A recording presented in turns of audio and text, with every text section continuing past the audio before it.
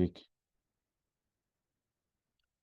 अभ्यासे अपि असमर्थोऽसि मत्कर्म परमो भव मदर्थम अपि कर्माणि कुर्वन् सिद्धिम अवाप्स्यसि।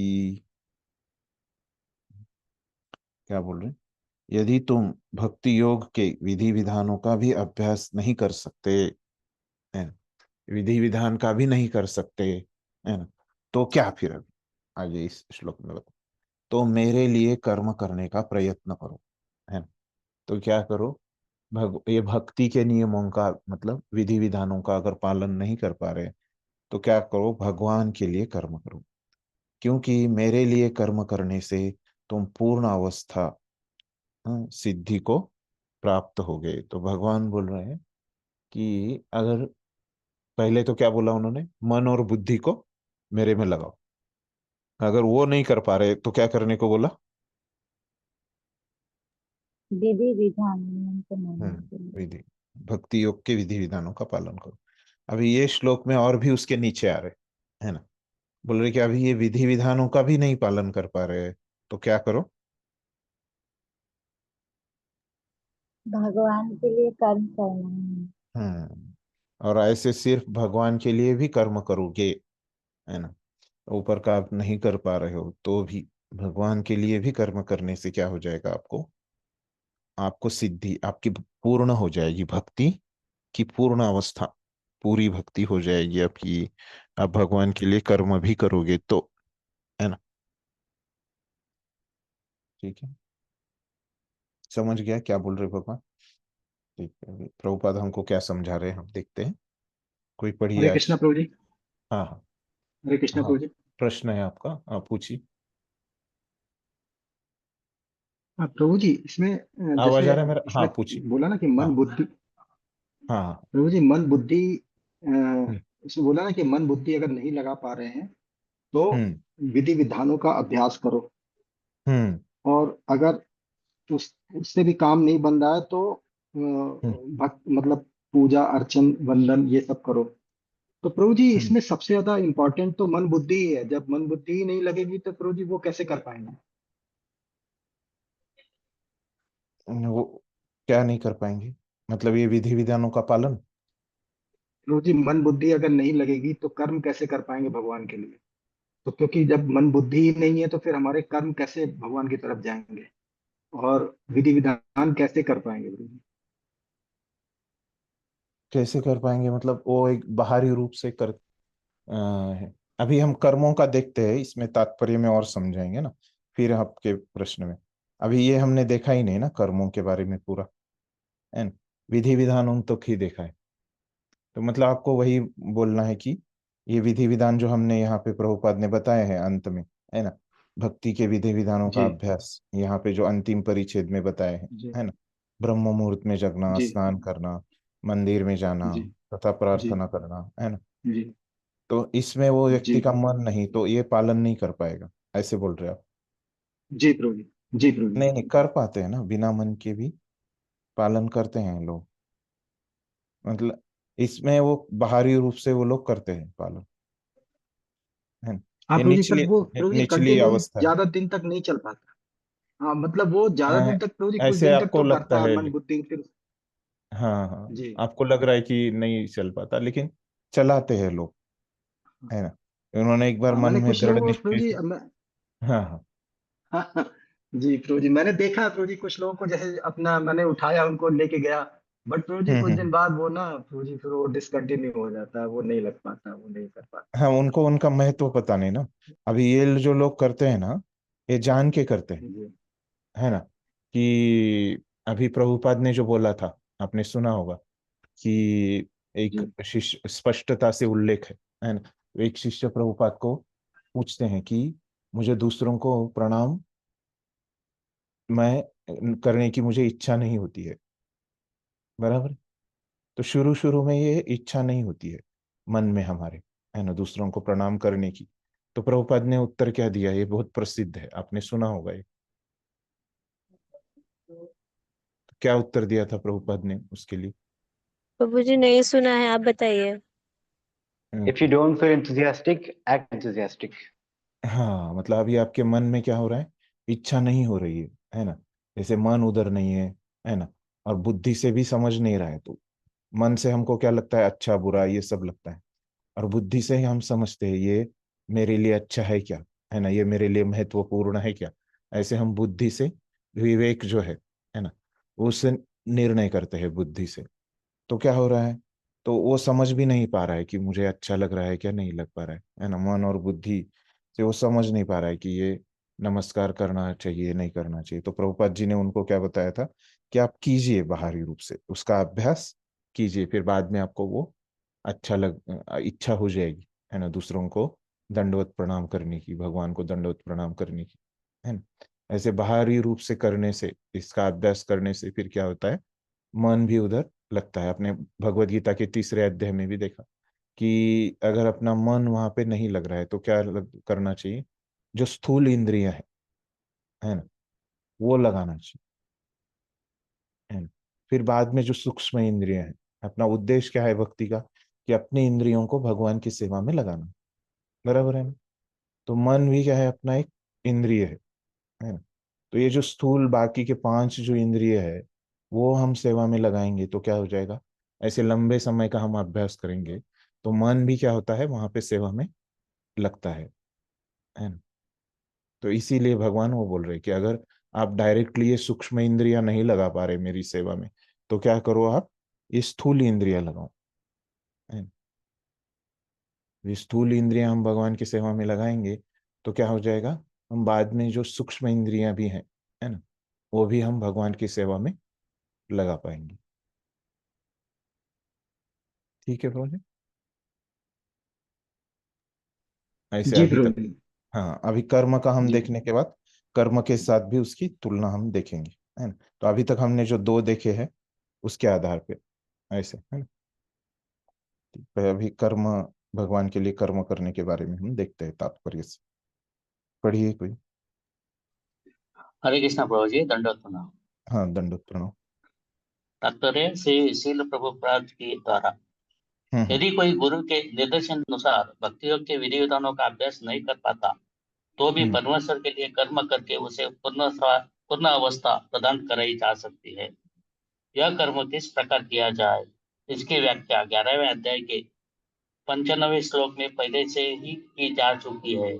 मनुष्य में कृष्णा भावनावृत्त के प्रचार हेतु सहानुभूति होनी चाहिए। ऐसे अनेक भक्त हैं जो कृष्ण भावनावृत्त के प्रचार कार्य में लगे हैं। उन्हें सहायता की आवश्यकता है। अंत भले ही कोई भक्ति योग के विधि विधानों का प्रत्यक्ष रूप से अभ्यास न कर सके, उसे ऐसे कार्य में सहायता देने का प्रयत्न करना चाहिए। प्रत्येक प्रकार के प्रयास में भूमि, पूंजी, संगठन तथा श्रम की आवश्यकता होती है। जिस प्रकार किसी व्यापार में रहने के लिए स्थान, उपयोग के लिए कुछ पूंजी, कुछ श्रम तथा विस्तार करने के लिए कुछ संगठन चाहिए, उसी प्रकार कृष्ण सेवा के लिए इतनी इनकी आवश्यकता होती है। अंतर केवल इतना ही होता है कि भौतिकवाद में मनुष्य इंद्रिय तृप्ति के लिए सारा कार्य करता है, लेकिन यही कार्य कृष्ण के तुष्टि के लिए किया जा सकता है। यदि यही दिव्य कार्य है। यदि किसी के पास पर्याप्त धन है, तो वो कृष्ण भावनामृत के प्रचार के लिए कोई कार्यालय अथवा मंदिर निर्माण करने के लिए सहायता सहायता कर सकता है, अथवा वह प्रकाशन में सहायता पहुंचा सकता है। कर्म के विविध क्षेत्र है और मनुष्य को ऐसे कर्म में रुचि लेनी चाहिए। यदि कोई अपने कर्मों के फल को नहीं त्याग सकता, तो कम से कम उसका कुछ प्रतिशत कृष्ण भावनामृत के प्रचार में लगा ही सकता है। इस प्रकार कृष्ण भावनामृत की दिशा में स्वेच्छा से सेवा करने से व्यक्ति भगवत प्रेम की उच्चतर अवस्था को प्राप्त हो सकता है, जहाँ उसे पूर्णता प्राप्त हो सकेगी। धन्यवाद प्रभु जी।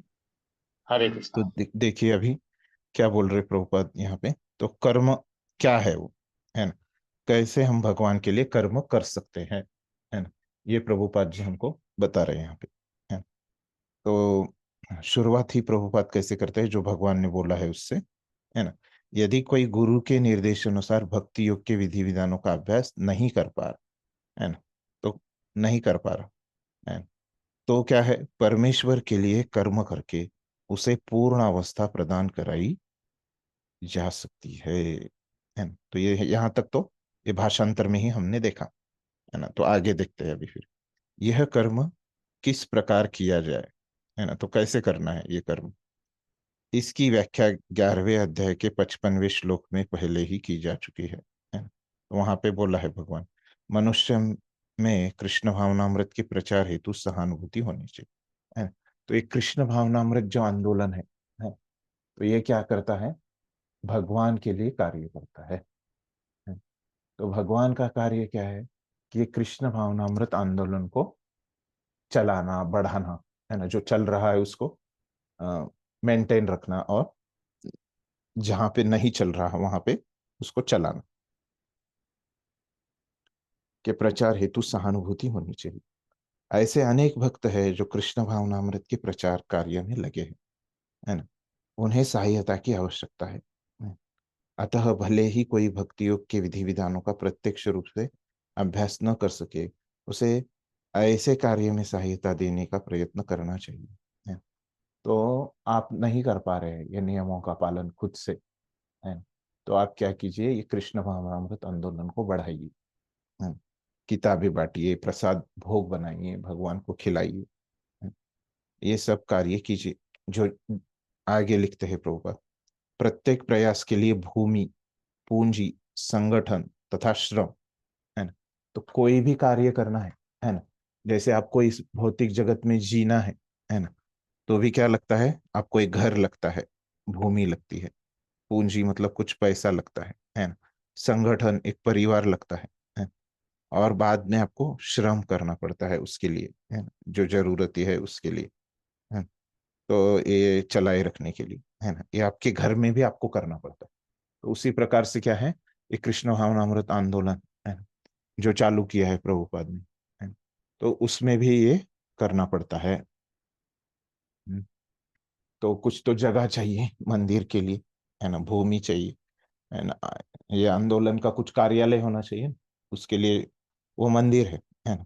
उसके लिए भूमि चाहिए, ये चलाने के लिए पूंजी मतलब पैसे चाहिए कुछ, ये संगठन कुछ लोग चाहिए, लोगों का संगठन चाहिए, है ना। अकेला व्यक्ति नहीं चला सकता इसको, है ना। तो एक जिसको हम क्या बोलते हैं, समाज चाहिए, संगठन चाहिए, और श्रम चाहिए। इस सब समाज होने से कुछ नहीं होता, इस समाज में लोगों ने क्या करना चाहिए, श्रम भी करना चाहिए, है ना। तभी ये कृष्ण भावनामृत आंदोलन ऐसे आगे बढ़ेगा।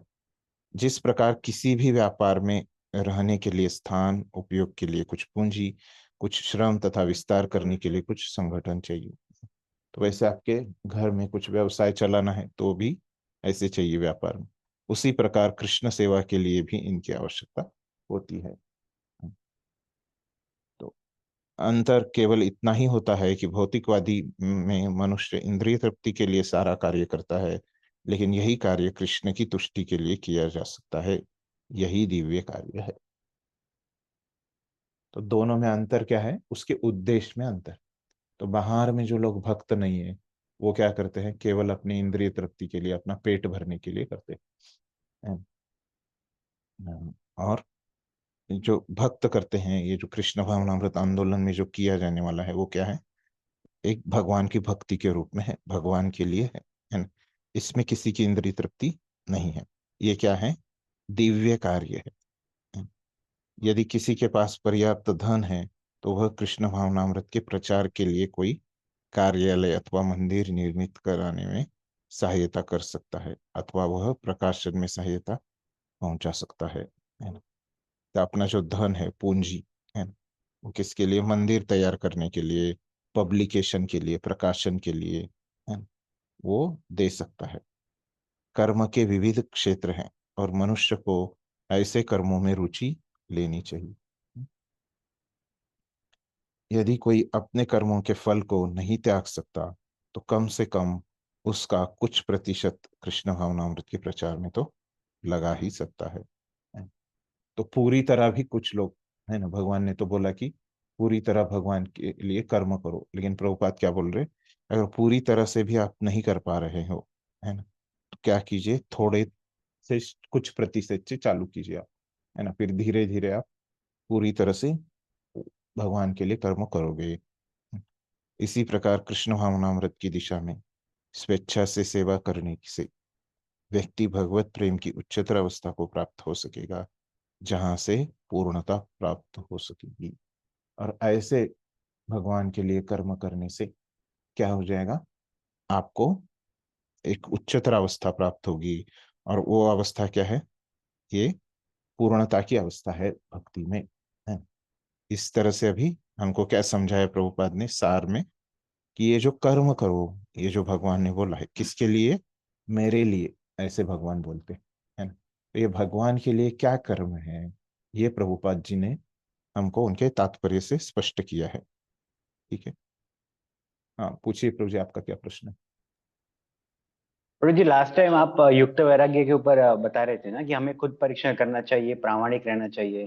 तो हम्म अभी ऐसे सेवा में भी हम कैसे करते हैं कि मुझे जो कंफर्टेबल सेवा है या फिर जो प्रसाद मुझे अच्छा लगता है वही वही लेना चाहिए। जब कोई अ, मतलब मन के अगेंस्ट हुआ, मतलब अपने कंफर्ट के बाहर हुआ, तो मतलब थोड़ा सा ये हो जाता है, क्या बोलते हैं उसे, डिस्कम एजिटेट होता है। तो ये हम ये भाव सही है कि हम हमें प्रार्थना करनी चाहिए कि हमें शुद्ध होना है? और नहीं समझा नहीं, एक बार फिर से पूछिए। मतलब अगर हमें अब सेवा हम्म भी हम अपने कभी कभी most of the time surrender होने के बजाय हम अपने मन से करते हैं। और अगर हम्म कोई प्रसाद भी अपने मन से आश्रम में हो या फिर मोस्टली आश्रम में ही बोल रहा हूँ, कि अगर हमारे हम्म मन का प्रसाद नहीं बना है, तो हम हम्म मोस्टली हम इंद्रिय तृप्ति के लिए खाते हैं ना, कि ऐसे हमें हम्म अपना शरीर चलाना है इसलिए। तो हम्म ये हम कर्म कर रहे हैं या इंद्रिय तृप्ति कर रहे हैं, ये मुझे पूछना था। और शुद्धि कैसे करें खुद की, वो पूछ रहा हूँ। हम्म हम्म हम्म हम्म। तो क्या होता है कि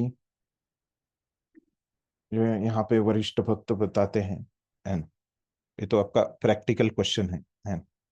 तो ऐसे इसका कुछ फिक्स ऐसे उत्तर नहीं है ना। तो ये तो व्यक्ति अनुसार बदलेगा, है ना, ये परिस्थिति के अनुसार, है ना। लेकिन यहाँ पे जो आपका है कि हम सेवा चुनते हैं, हमको जो हम हाँ, अच्छे से कर पाएंगे, है ना। हम प्रसाद चुनते हैं कि वहाँ पे बहुत सारे प्रसाद के व्यंजन है अलग अलग, लेकिन उसमें से भी हम क्या करते हैं, जो हमको ठीक लगे, वो चुनते हैं, है। तो इसमें अपना भाव ये होना चाहिए कि हम कैसे भगवान की अच्छे से सेवा करें, है ना।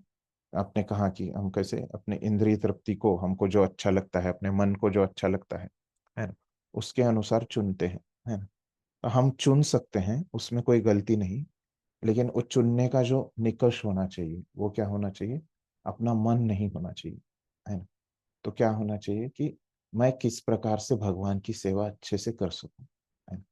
कौन सी सेवा में करने के बाद, है ना, भगवान को मैं अच्छी तरह से वो सेवा कर सकता हूँ, है ना। ये हमको वो सेवा करने के बाद कैसे वो सेवा भी होनी चाहिए, है ना। जैसे अगर हम भगवान के लिए भोग बना रहे, है ना, तो भोग बनने चाहिए, है ना, जो समय है ना। तो कैसे है, भोग बनाने का एक समय होता है, भगवान को खिलाने का एक समय होता है, वो समय से पहले बननी चाहिए, है ना। और बहुत ही ज्यादा पहले नहीं बनने चाहिए, 1 घंटा 2 घंटा ऐसे नहीं, है ना, नहीं तो वो ठंडे हो जाएंगे। जो समय निर्धारित किया है ना, तो पुजारी को दिक्कत भी नहीं होनी चाहिए, हम भोग बनाए तो, है ना। तो ऐसे मतलब वो सेवा भी अच्छे से होनी चाहिए, और हमारे खुद को भी अच्छा लगना चाहिए, है। और क्या होना चाहिए कि हमारा शरीर भी अच्छा रहना चाहिए, और हमारा मन भी अच्छा रहना चाहिए, ताकि हम क्या कर सके, और भगवान की सेवा कर सके, है ना। ऐसे हमारा उद्देश्य रहना चाहिए, है ना। ऐसे उद्देश्य नहीं रहना चाहिए कि इसमें बहुत कम मेहनत है ना, इसलिए मैं ये सेवा करूंगा, ऐसे नहीं रहना चाहिए। कि इस प्रकार से मेरा शरीर और मन इस प्रकार से भगवान ने बनाया है, और मैं इस प्रकार से सेवा करूंगा, क्योंकि हर एक का शरीर, है ना, जो स्थूल शरीर है, सूक्ष्म शरीर है, हर एक का अलग अलग है। तो मेरा भगवान ने ऐसे बनाया, स्थूल शरीर सूक्ष्म शरीर, और ये स्थूल शरीर और सूक्ष्म शरीर से मैं भगवान की इस तरह से सेवा बहुत अच्छे से कर सकता हूँ। ऐसे अगर है तो कोई बात नहीं है ना। लेकिन उसमें क्या होता है कि जनरली समय लगता है ना। तो इसलिए खास करके यहाँ पे पुणे में क्या करते हैं कि कम से कम पहले, है ना, वो हर एक भक्त के ऊपर भी निर्भर होता है ना। किसी को पहले 5 साल 10 साल, है ना, तो उसके बाद क्या करते हैं, 5 10 साल हो हम, शुरू में जो हमारे जो हमको मार्गदर्शन कर रहे हैं वरिष्ठ है, तो उनके वो जो बोल रहे हो वैसे के वैसा हमको करना चाहिए। फिर जो है चुनने का जो है बाद में, हम 10 साल बाद हम मांग सकते हैं तो अच्छा है ना? तो तब तक क्या हो जाएगा, मतलब एक हमको आदत हो जाएगी, क्योंकि हमारा जो क्या होता है स्वाभाविक जो हमारा आकर्षण है वो क्या है, इंद्रिय तृप्ति के प्रति है। तो क्या होता है कि 5 साल 10 साल ऐसे हम जो बोला है वो करेंगे, तो क्या होता है वो इंद्रिय तृप्ति का इच्छा जो था पहले का, है ना, एक तो पूरा चला जाता है, नहीं तो कम तो हो ही जाता है ना? फिर उसके बाद जो हम चुनेंगे वो इंद्रिय तृप्ति के आधार पे नहीं चुनेंगे, है ना?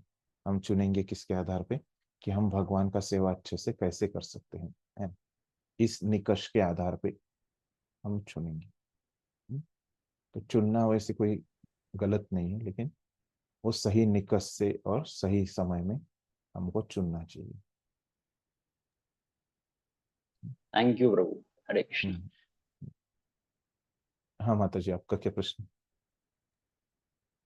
हरे कृष्णा प्रभु जी। धन्यवाद हम्म। प्रणाम। प्रभु धन्यवाद। जी मेरा प्रश्न भी ऐसे ही है। प्रभु जी जैसे बोले अभी कि कभी हम्म। कभी हम हमें ऐसा सेवा मतलब मिल जाता है कि हमें लगता है नहीं ये सेवा हमें नहीं रहना मतलब मिलना चाहिए अलग कोई सेवा, या ऐसा कोई भोगा भी हम देखते बनाते हैं जो हमारी इच्छा होता है, तो वही भोगा हम भगवान को लगाकर अपने मतलब इंद्रियों को तृप्ति करते हैं। बेसिकली घर हम्म। में तो पसंद है ऐसा बनाकर मतलब वो बनाकर एज अ गृहस्थ प्रभु जी मैं बोल रही हूँ, ऐसा ही होता है। अगर कुछ प्रोग्राम भी हुआ तो इनको हम्म। ये पसंद है, वो हम भगवान को ऑफर करते हैं। तो कभी कभी ना ऐसा, अभी तक तो हम लोग प्रैक्टिसिंग डिवोटी हैं प्रभु जी, तो वो सर पे हम जा नहीं पाते हैं कि भगवान को हाँ भोगा लगाना है, विदाउट भोगा हमें नहीं खाना है, इस तरह का एक आता है। लेकिन ज्यादातर अगर हम देखा जाए तो हमारा ऐसा ही रहता है कि हाँ ये उनको फेवरेट है, तो इस तरह से हम भगवान को भोगा लगाते हैं।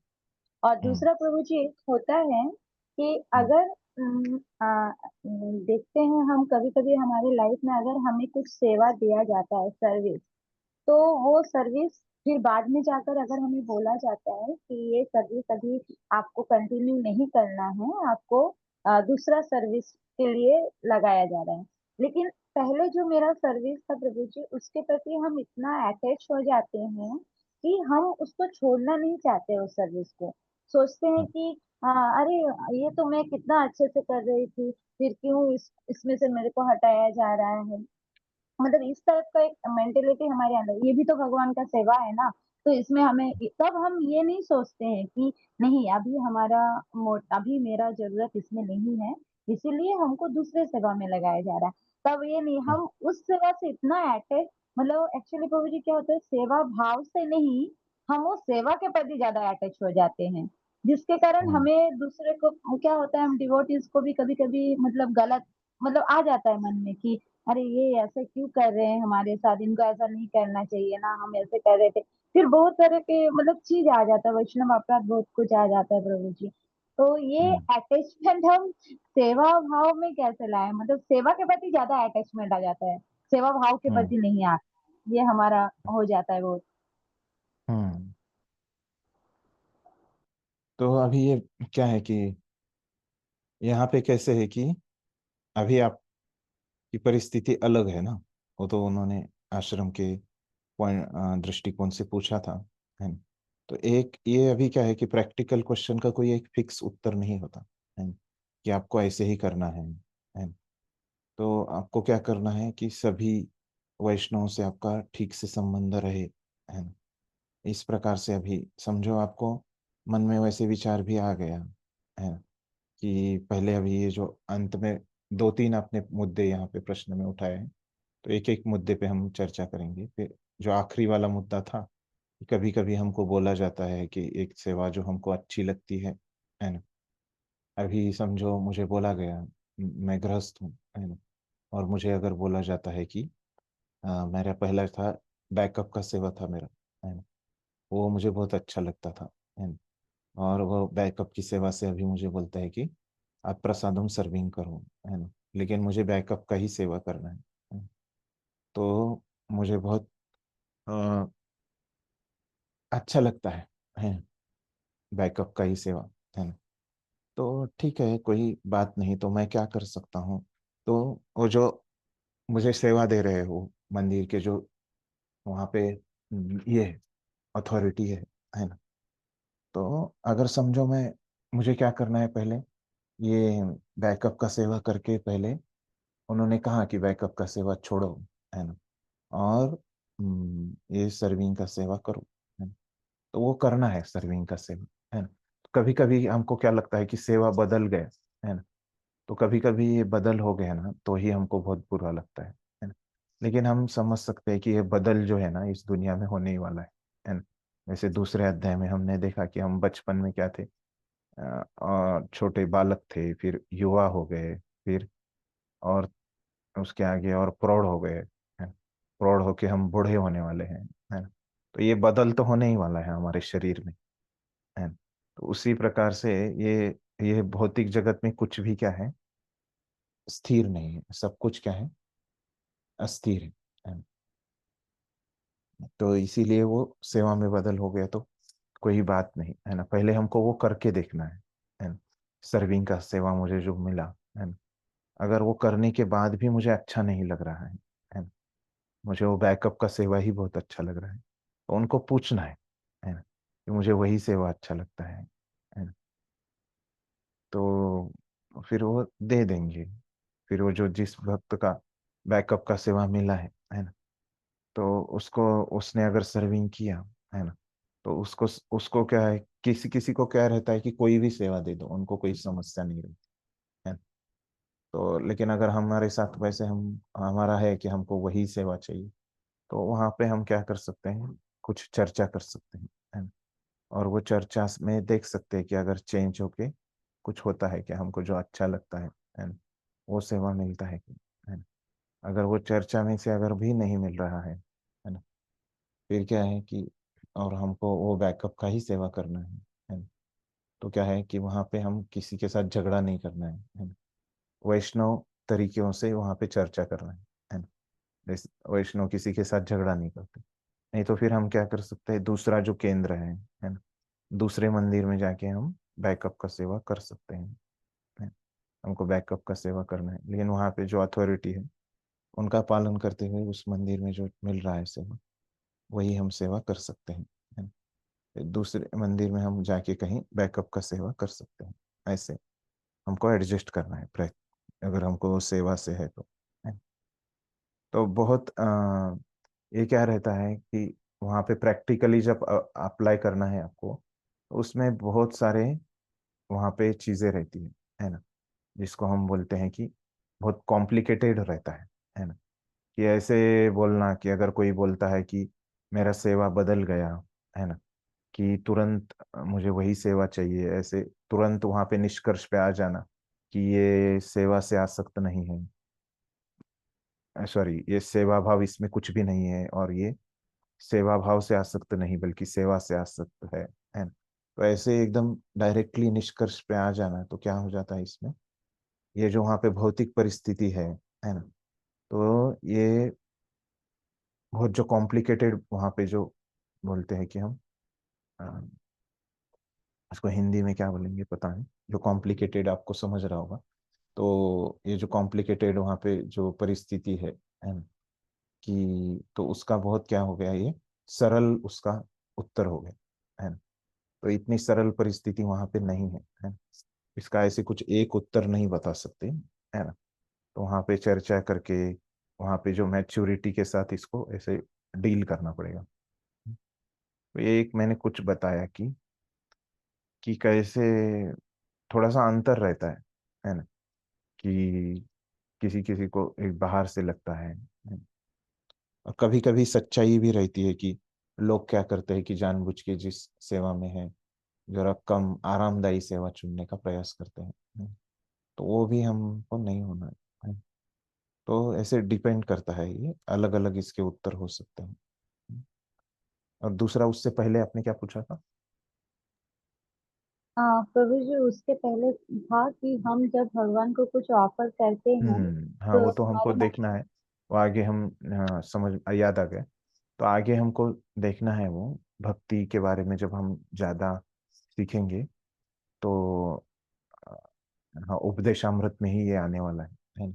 कि वहाँ पे है ना वाचो वेग, है ना, क्रोध वेग, जिह्वा वेग, है ना।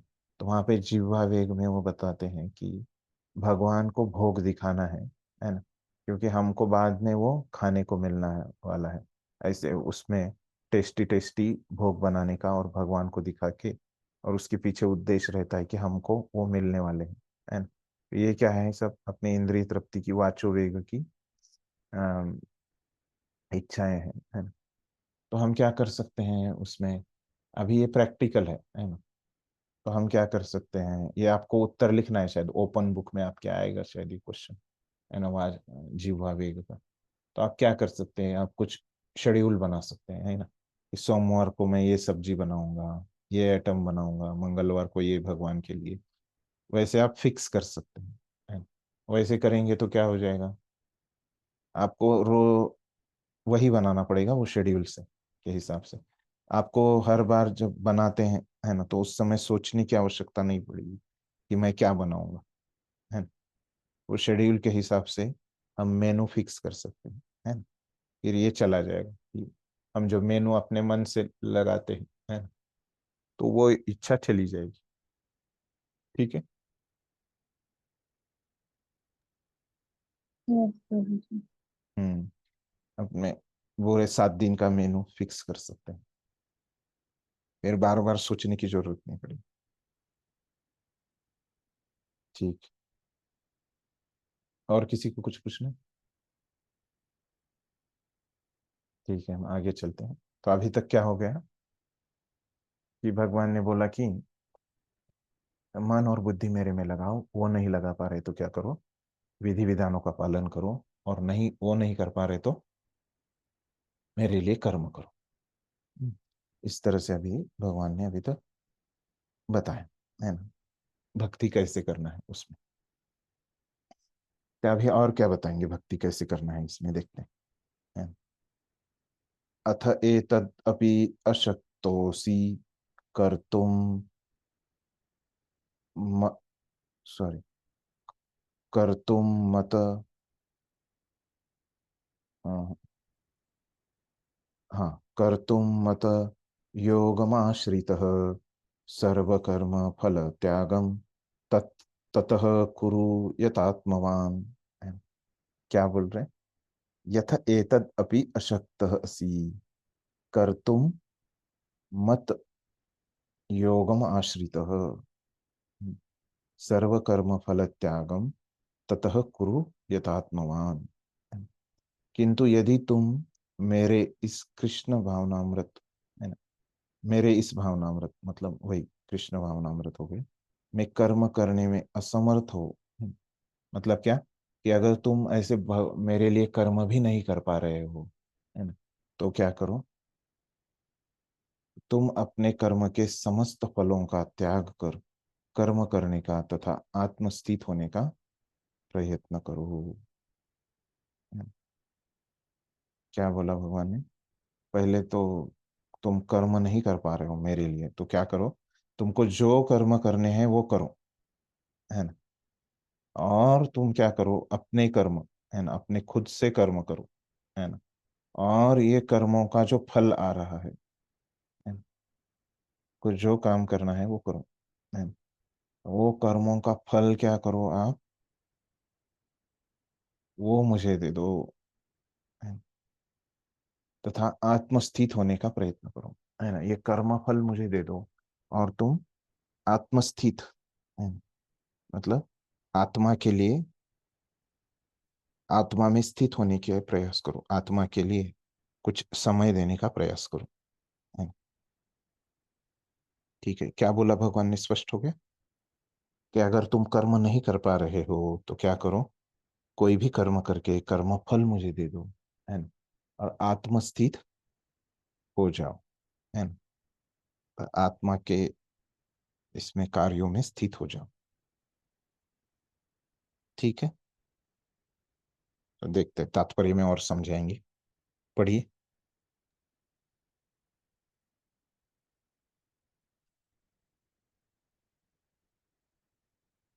आवाज नहीं आ रहा है आपका। बाकी भक्तों को आ रहा है? नहीं आ रहा हम्म? नहीं आ रहा। नहीं आ आ हाँ, रहा नहीं आ है। रहा। नहीं आ रहा है प्रभु। हम्म। आपके इधर से कोई और पढ़िए, उनके इधर कुछ समस्या है। हो सकता है कि कोई हम्म, व्यक्ति सामाजिक कार्य या धार्मिक कारण से या किसी अन्य अवरोधों के कारण कृष्णा धर्म के कार्यकलापों की सहानुभूति तक दिखा पाने में अक्षम रहे। यदि वो अपने को प्रत्यक्ष रूप से इन कार्यकलापों के प्रति जोड़ ले तो हो सकता है कि पारिवारिक सदस्य विरोध करे या अन्य कठिनाइयां उठ खड़ी हो। जिस व्यक्ति के साथ ऐसी समस्याएं लगी हो उसे यह सलाह दी जाती है कि वो अपने कार्यकलापों के संचित फल को किसी शुभ कार्य में लगा दे। ऐसी विधियों वैदिक नियमों में वर्णित है। ऐसे अनेक यज्ञों तथा कार्यों अथवा विशेष कार्यों का वर्णन हुआ है जिसमें अपने पिछले कार्यों के फलों को प्रयुक्त किया जा सकता है। इससे मनुष्य धीरे धीरे ज्ञान के स्तर तक उठता है। ऐसा भी पाया गया है कि कृष्ण भावामृत के कार्यकलापों में रुचि न रहने पर भी जब मनुष्य किसी अस्पताल या किसी सामाजिक संस्था को दान देता है तो वो अपने वो कार्यकलापों की गारी कमाई का परित्याग करता है। इसकी भी स्तुति की गई है क्योंकि अपने कार्यकलापों के फल के परित्याग के अभ्यास से मनुष्य क्रमशः अपने मन को स्वच्छ बनाता है और वो उस विमल मान स्थिति में वो कृष्ण भावामृतों को समझने में समर्थ होता है। कृष्ण भावामृत किसी अन्य अनुभव पर आश्रित नहीं होता क्योंकि कृष्ण भावामृत स्वयं मन को विमल बनाने वाला है। किंतु यदि कृष्ण भावामृत को स्वीकार करने में किसी प्रकार का अवरोध हो तो मनुष्य को चाहिए कि वो अपने कर्म फल का परित्याग करने का प्रयत्न करे। ऐसी दशा में समाज सेवा, सामुदायिक सेवा, राष्ट्रीय सेवा, देश के लिए उत्सर्ग आदि कार्य स्वीकार किया जा सकते हैं जिससे एक दिन मन की शुद्ध भक्ति को प्राप्त हो सके। भगवत गीता में कहा गया है कि यत् प्रवृत्ति भूतानाम, यदि कोई परम कारण के लिए उत्सर्ग करना चाहे तो भले ही वो यह ना जाने कि वो परम कारण कृष्ण है, फिर भी वो क्रमशः यज्ञ की विधि से समझा जाएगा कि वो परम कारण कृष्ण ही है। धन्यवाद।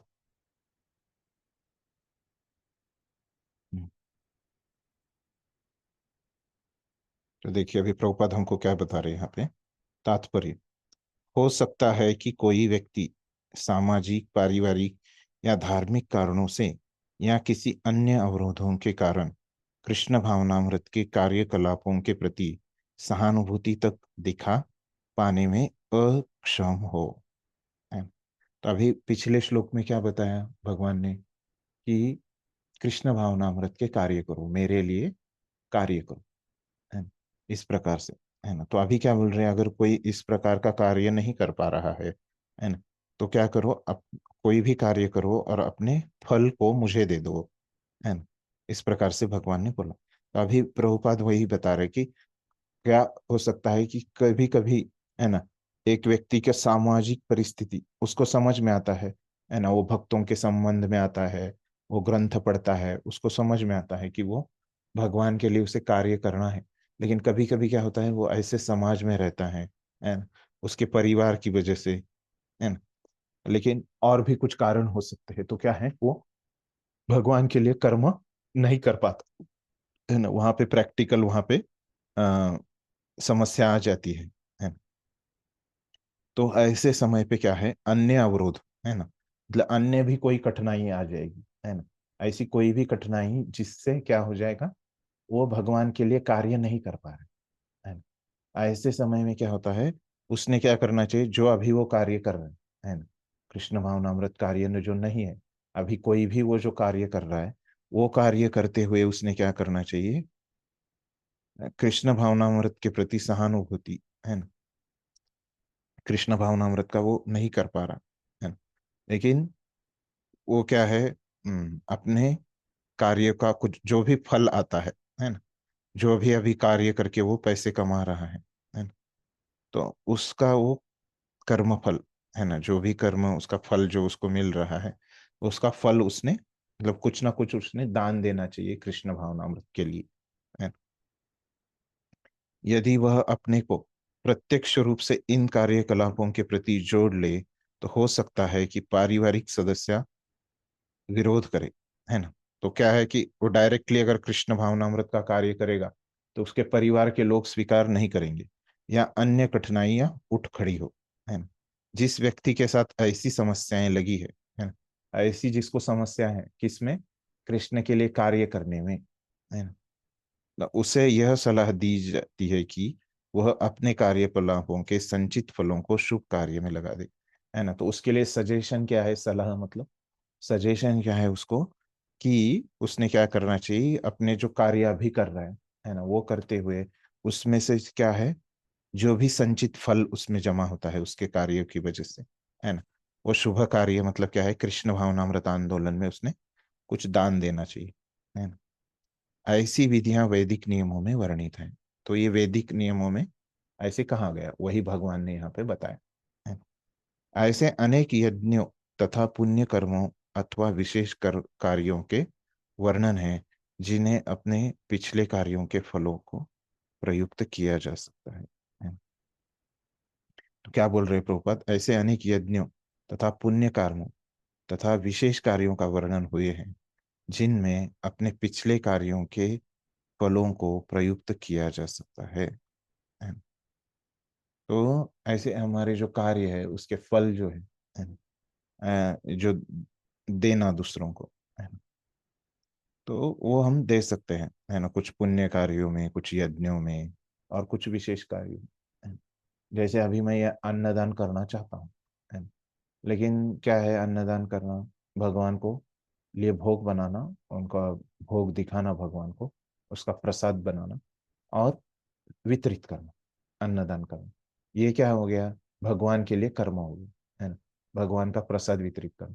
लेकिन ये इतना मैं नहीं कर पा रहा हूँ, भोग नहीं बना पा रहा हूँ, है ना, फिर उसका भगवान को नहीं दिखा पा रहा हूँ, वितरित नहीं कर पा रहा हूँ, तो क्या कर रहा हूँ, अभी मैं कहीं जॉब करता हूँ, है ना, तो क्या करना चाहिए, फिर मुझे जो पैसे आते हैं, है ना, तो उसमें से थोड़े कुछ अन्नदान के लिए दे दिए, है ना, तो क्या हो जाएगा फिर, तो दूसरे जो भक्त लोग हैं उनके पास समय है ना, वो क्या करेंगे, वो पैसे से मार्केट में जाके खरीद के ले आएंगे, है ना, भोग बनाएंगे, फिर भगवान को दिखाएंगे और वितरित करेंगे। जिनको समय देना है, कार्य के लिए समय लगता है, और मैं नहीं कर पा रहा हूँ, तो मैं कुछ उसके लिए धनराशि दूंगा। इस तरह से भी हम समझ सकते हैं, और भी तरह से समझ सकते हैं।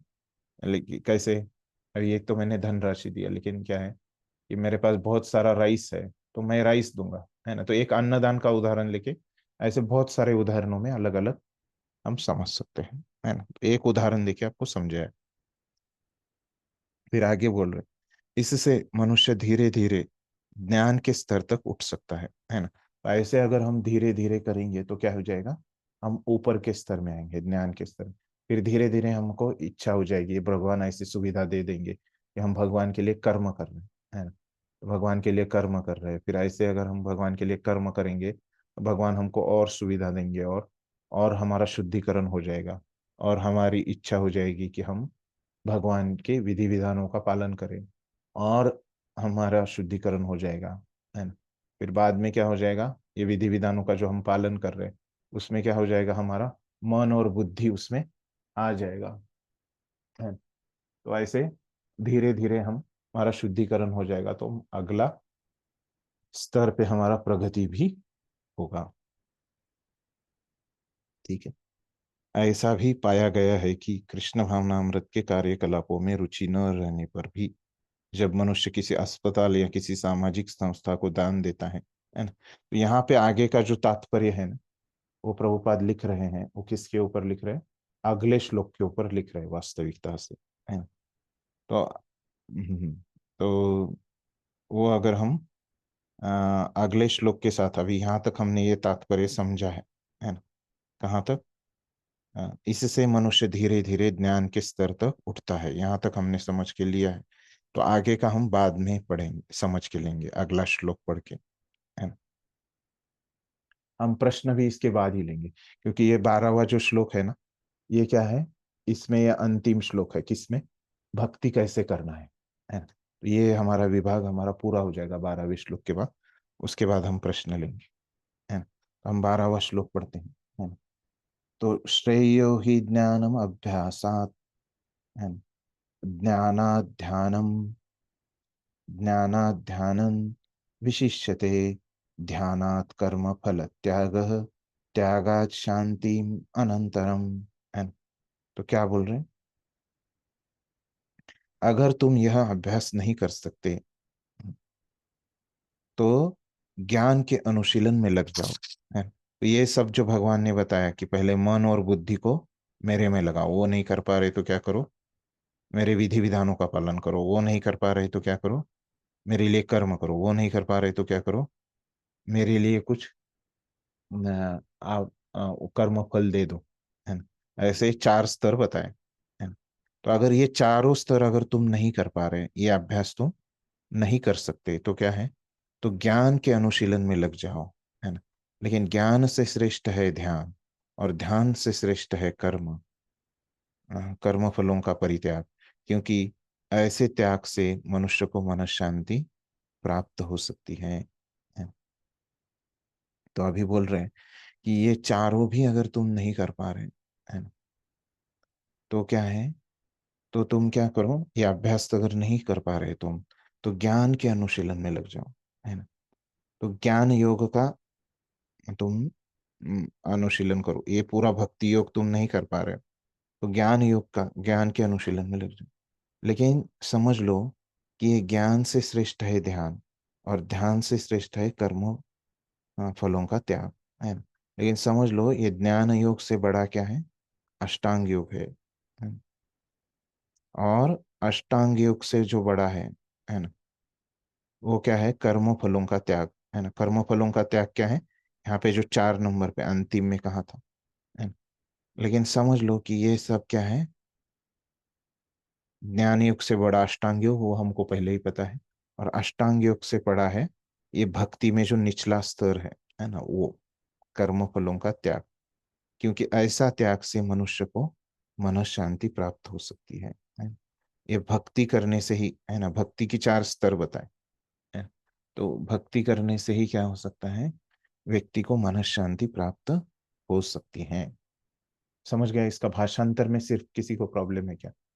नहीं ना? दूसरा प्रश्न है तो बाद में लेंगे। भाषांतर समझ गया ना? भाषांतर में किसी को प्रॉब्लम नहीं? ठीक है, पढ़िए प्रभु जी तात्पर्य।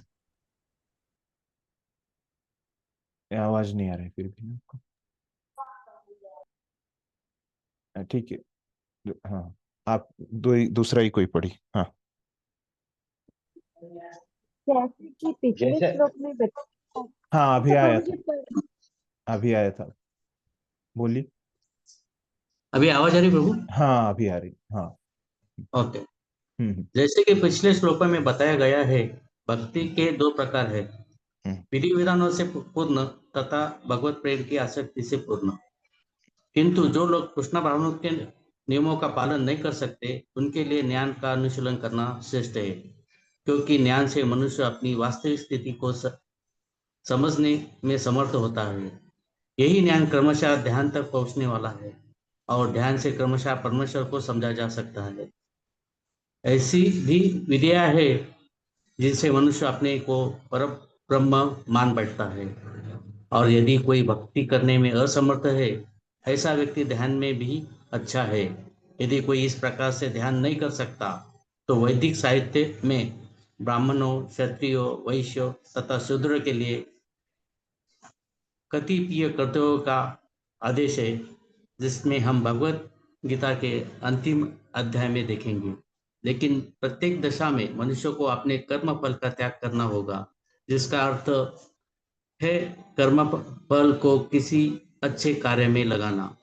संक्षेप में, सर्वोच्च लक्ष्य भगवान तक पहुंचने की दो विधियां है। एक विधि क्रमिक विकास और दूसरी प्रत्यक्ष विधि। कृष्ण भावनामृत में भक्ति प्रत्यक्ष विधि है। अन्य विधि में कर्मों के फल का त्याग करना होता है। तभी मनुष्य का ज्ञान की अवस्था को प्राप्त होता है। उसके बाद ध्यान की अवस्था, फिर परमात्मा का बोध की अवस्था और अंत में भगवान की अवस्था आ जाती है।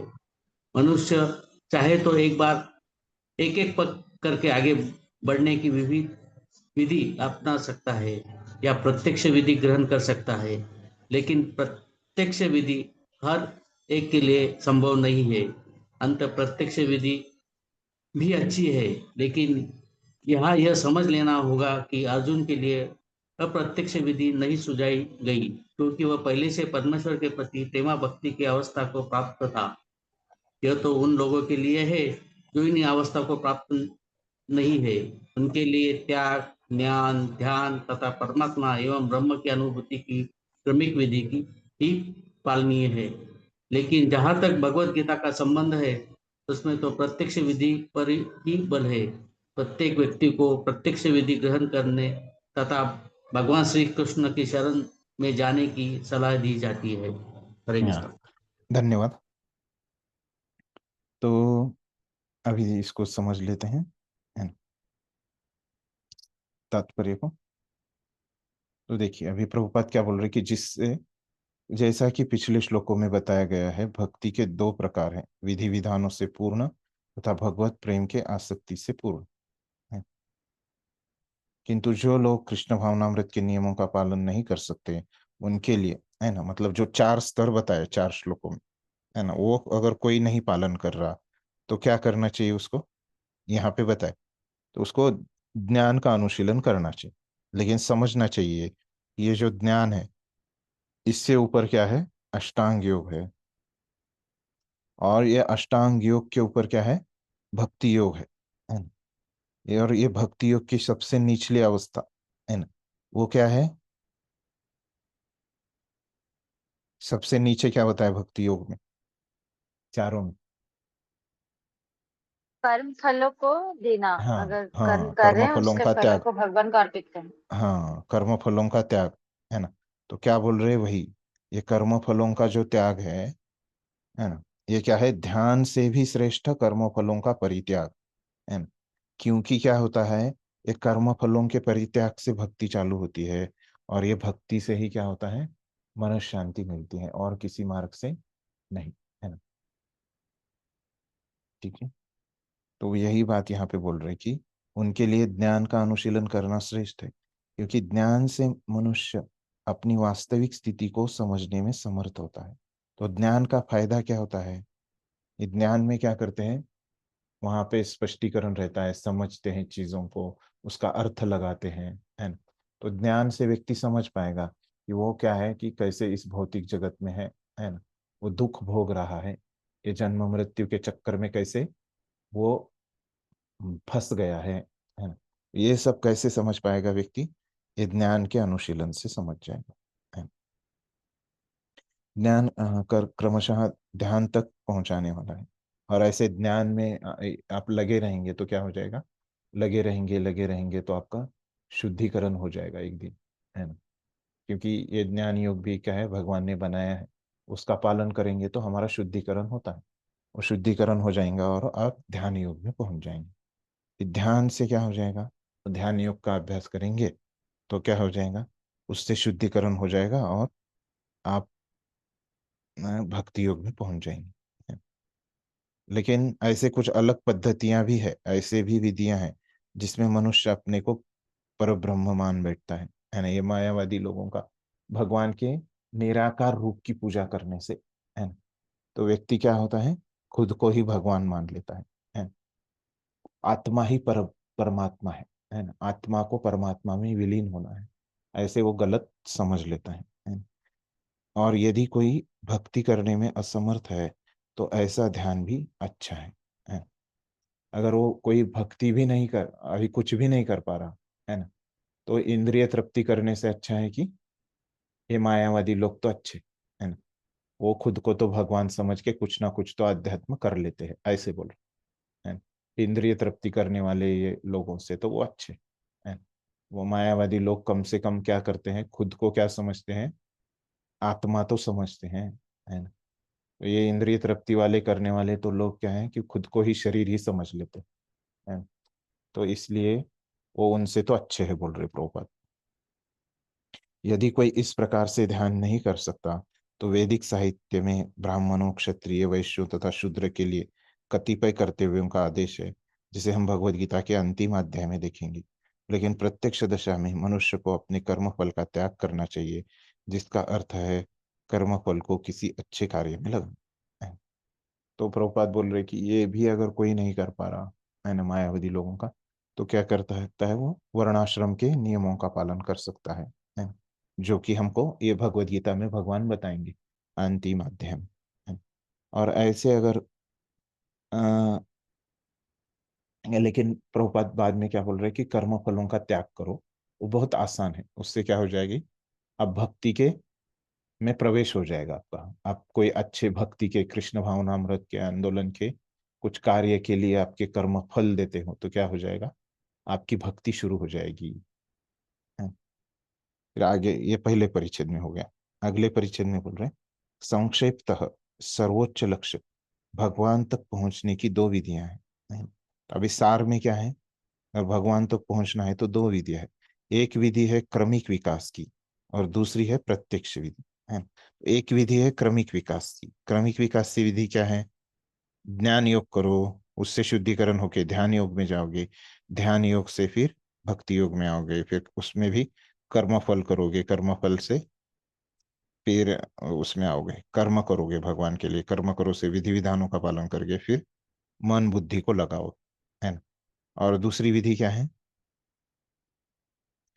हाँ, ये हो गई क्रमिक विकास, हो गए क्रम से धीरे धीरे विकास। दूसरी है प्रत्यक्ष विधि, है ना।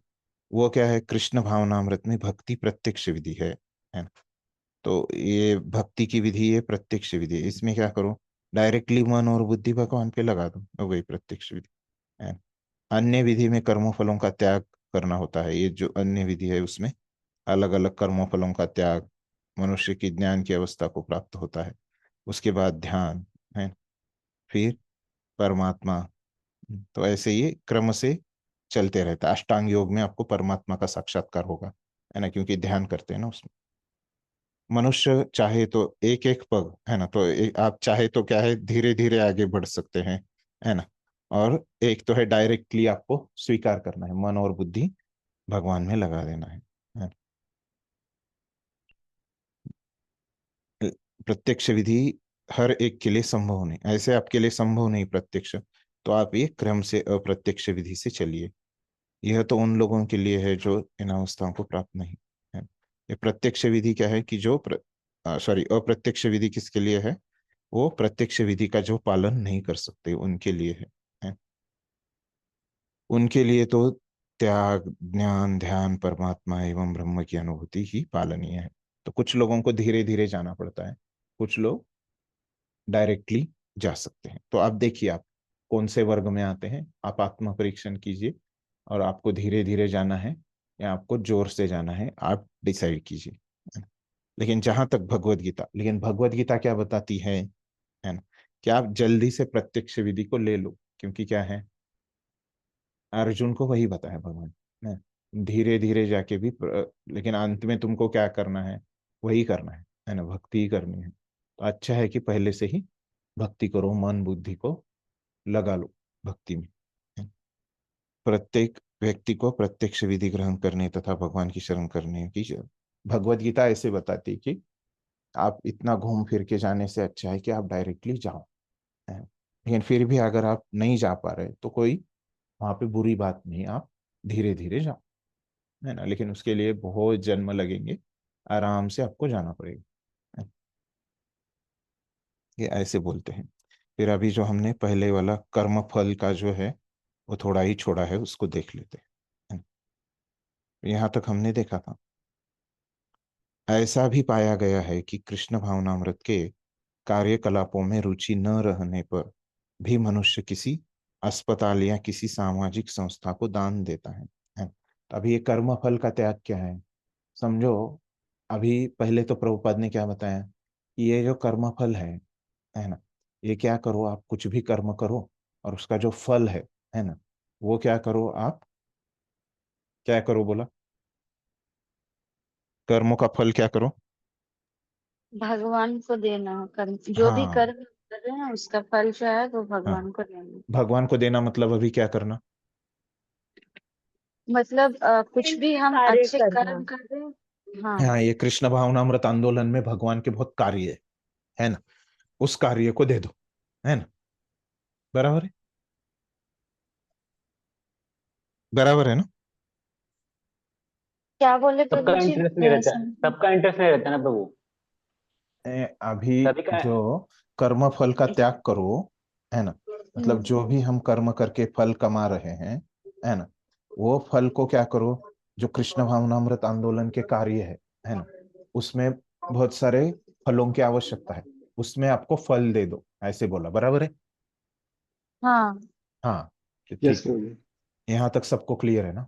तो अभी आगे क्या बता रहे हैं कि अगर कृष्ण भावनामृत में भी आपका फल आप नहीं दे पा रहे, कर्मों का फल जो है ये कृष्ण भावनामृत आंदोलन में भी आप नहीं दे पा रहे, तो क्या करने को बोल रहे हैं कि अभी बाहर में, है ना, कृष्ण भावनामृत के कार्यकलापों में रुचि न रहने पर, है ना, तो आपको तो अभी इंटरेस्ट नहीं है किसमें, कृष्ण भावनामृत के कार्यों में, है ना, तो आप क्या करो, आपको अस्पताल, कुछ सामाजिक कार्य है ना, अस्पताल क्या है, ये समाज कार्य है ना, समाज के लिए कुछ अच्छा करते हैं, है ना, बहुत सारे जो अस्पताल हैं वो लोग क्या करते हैं, गरीब लोगों के लिए कम पैसे में ट्रस्ट के अस्पताल रहते हैं, है ना, एक बड़ा ट्रस्ट रहता है ना, उसमें क्या करते हैं, बड़े बड़े जो लोग हैं, अमीर लोग, करोड़पति लोग, वो उसमें दान जमा करते हैं और उनके दान की वजह से वो अस्पताल चलता है ना, वो ट्रस्ट के हॉस्पिटल उसको बोलते हैं, ऐसे ये सेवा भावी संस्था रहती है ना, वो चलाती है अस्पताल को, है ना। फिर क्या होती है, म्यूट पे रखिए अपने आप को, है ना। तो तो क्या करना है, कोई भी समाज कार्य, है ना, जैसे कि अस्पताल खोलना, गरीब बच्चों को पढ़ाना, है ना, जो लंगड़े बूढ़े हैं, है ना, उनके लिए कुछ अन्नदान करना, है ना, वृद्धाश्रम खोलना, कुएं खोलना, है ना, ये सब क्या है, दूसरों के लिए अच्छा कार्य कर रहे, है ना। तो अभी यहाँ पे प्रभुपाद क्या बोल रहे हैं कि देखिए, अगर आप कर्मों फलों का त्याग कर रहे हैं, है ना, कृष्ण भावनामृत को कर रहे हैं, है ना, तो बहुत अच्छा है, वहां से आपकी भक्ति चालू होगी। लेकिन अगर कृष्ण भावनामृत को नहीं कर पा रहे, तो आप क्या करो, कोई अन्य जो भी समाज कार्य है ना, उसको दान करो आप, है ना। ऐसे नहीं कि आपको कृष्ण भावनामृत को ही दान करना है ना, वो करोगे तो वहां से चालू होगी भक्ति। लेकिन अगर वो नहीं कर पा रहे तो क्या है, उसके नीचे की अवस्था बता रहे कि क्या है कि आप किसी दूसरे के लिए कुछ अच्छा कार्य करो, कहीं पीने का पानी का पान पोई जो रहता है वो निकालो, है ना, कुछ बूढ़े लोगों के लिए कुछ दान दे दो, है ना, किसी के लिए कुएं खोद दो, है ना, ऐसे समाज के लिए कुछ और अच्छा कार्य करो, है ना। तो वह अपने कार्यकलापों की गाढ़ी कमाई का परित्याग, ऐसे अगर कोई तुम करोगे, है ना, समाज के लिए कुछ सामाजिक कार्य करोगे, तो क्या हो जाएगा, तुम्हारा जो कमाया हुआ पैसा है, गाढ़ी कमाई, है ना, वो तुमसे छूट जाएगा और उससे तुम्हारा क्या हो जाएगा, शुद्धिकरण हो जाएगा, है ना। यहाँ पर इसकी भी संस्तुति की गई है ना। तो प्रभुपाद बोल रहे कि ये भी यहाँ पे है, ऐसे हमको समझना है, क्योंकि अपने कार्यकलापों के फल के परित्याग के अभ्यास से मनुष्य क्रम से अपने मन को स्वच्छ बनाता है ना। तो ऐसे करने से, है ना, अगर आप एक कर्मों के फलों को भक्ति में नहीं लगा पा रहे, तो किसी और को भी दे सकते, पहले तो प्रयास करो भक्ति में, कृष्ण भावनामृत आंदोलन में अगर लगा पा रहे, तो ये नहीं कर पा रहे, तो ये कर्मों के फलों को दूसरों को त्याग करने से क्या हो जाएगा, के अभ्यास से मनुष्य क्रमशः अपने मन को, आपका शुद्धिकरण हो जाएगा, आपका जो अभी मन गंदा है वो निर्मल हो जाएगा, है ना। वो विमल मनस्थिति मतलब शुद्ध मन की आपकी मनस्थिति में, है ना। अगर अपना मन शुद्ध हो जाएगा तो क्या हो जाएगा, हमको ये बाद में क्या हो जाएगा, भक्ति में मदद करेगा, है ना। जब हम भक्ति के स्तर पे आ जाएंगे तो हम फास्ट प्रगति कर सकते हैं, है ना। जैसे अगर लकड़ी गीली है ना, तो क्या होता है, भले ही वो अग्नि में आ जाए, है, तो भक्ति कैसे है, अग्नि के जैसा, है ना। तो भक्ति तो सब कुछ जला देती है ना। लेकिन क्या है, फिर भी अग्नि तो सब कुछ जला देता है, लेकिन क्या होता है, गीली लकड़ी को जलाने को समय लगता है।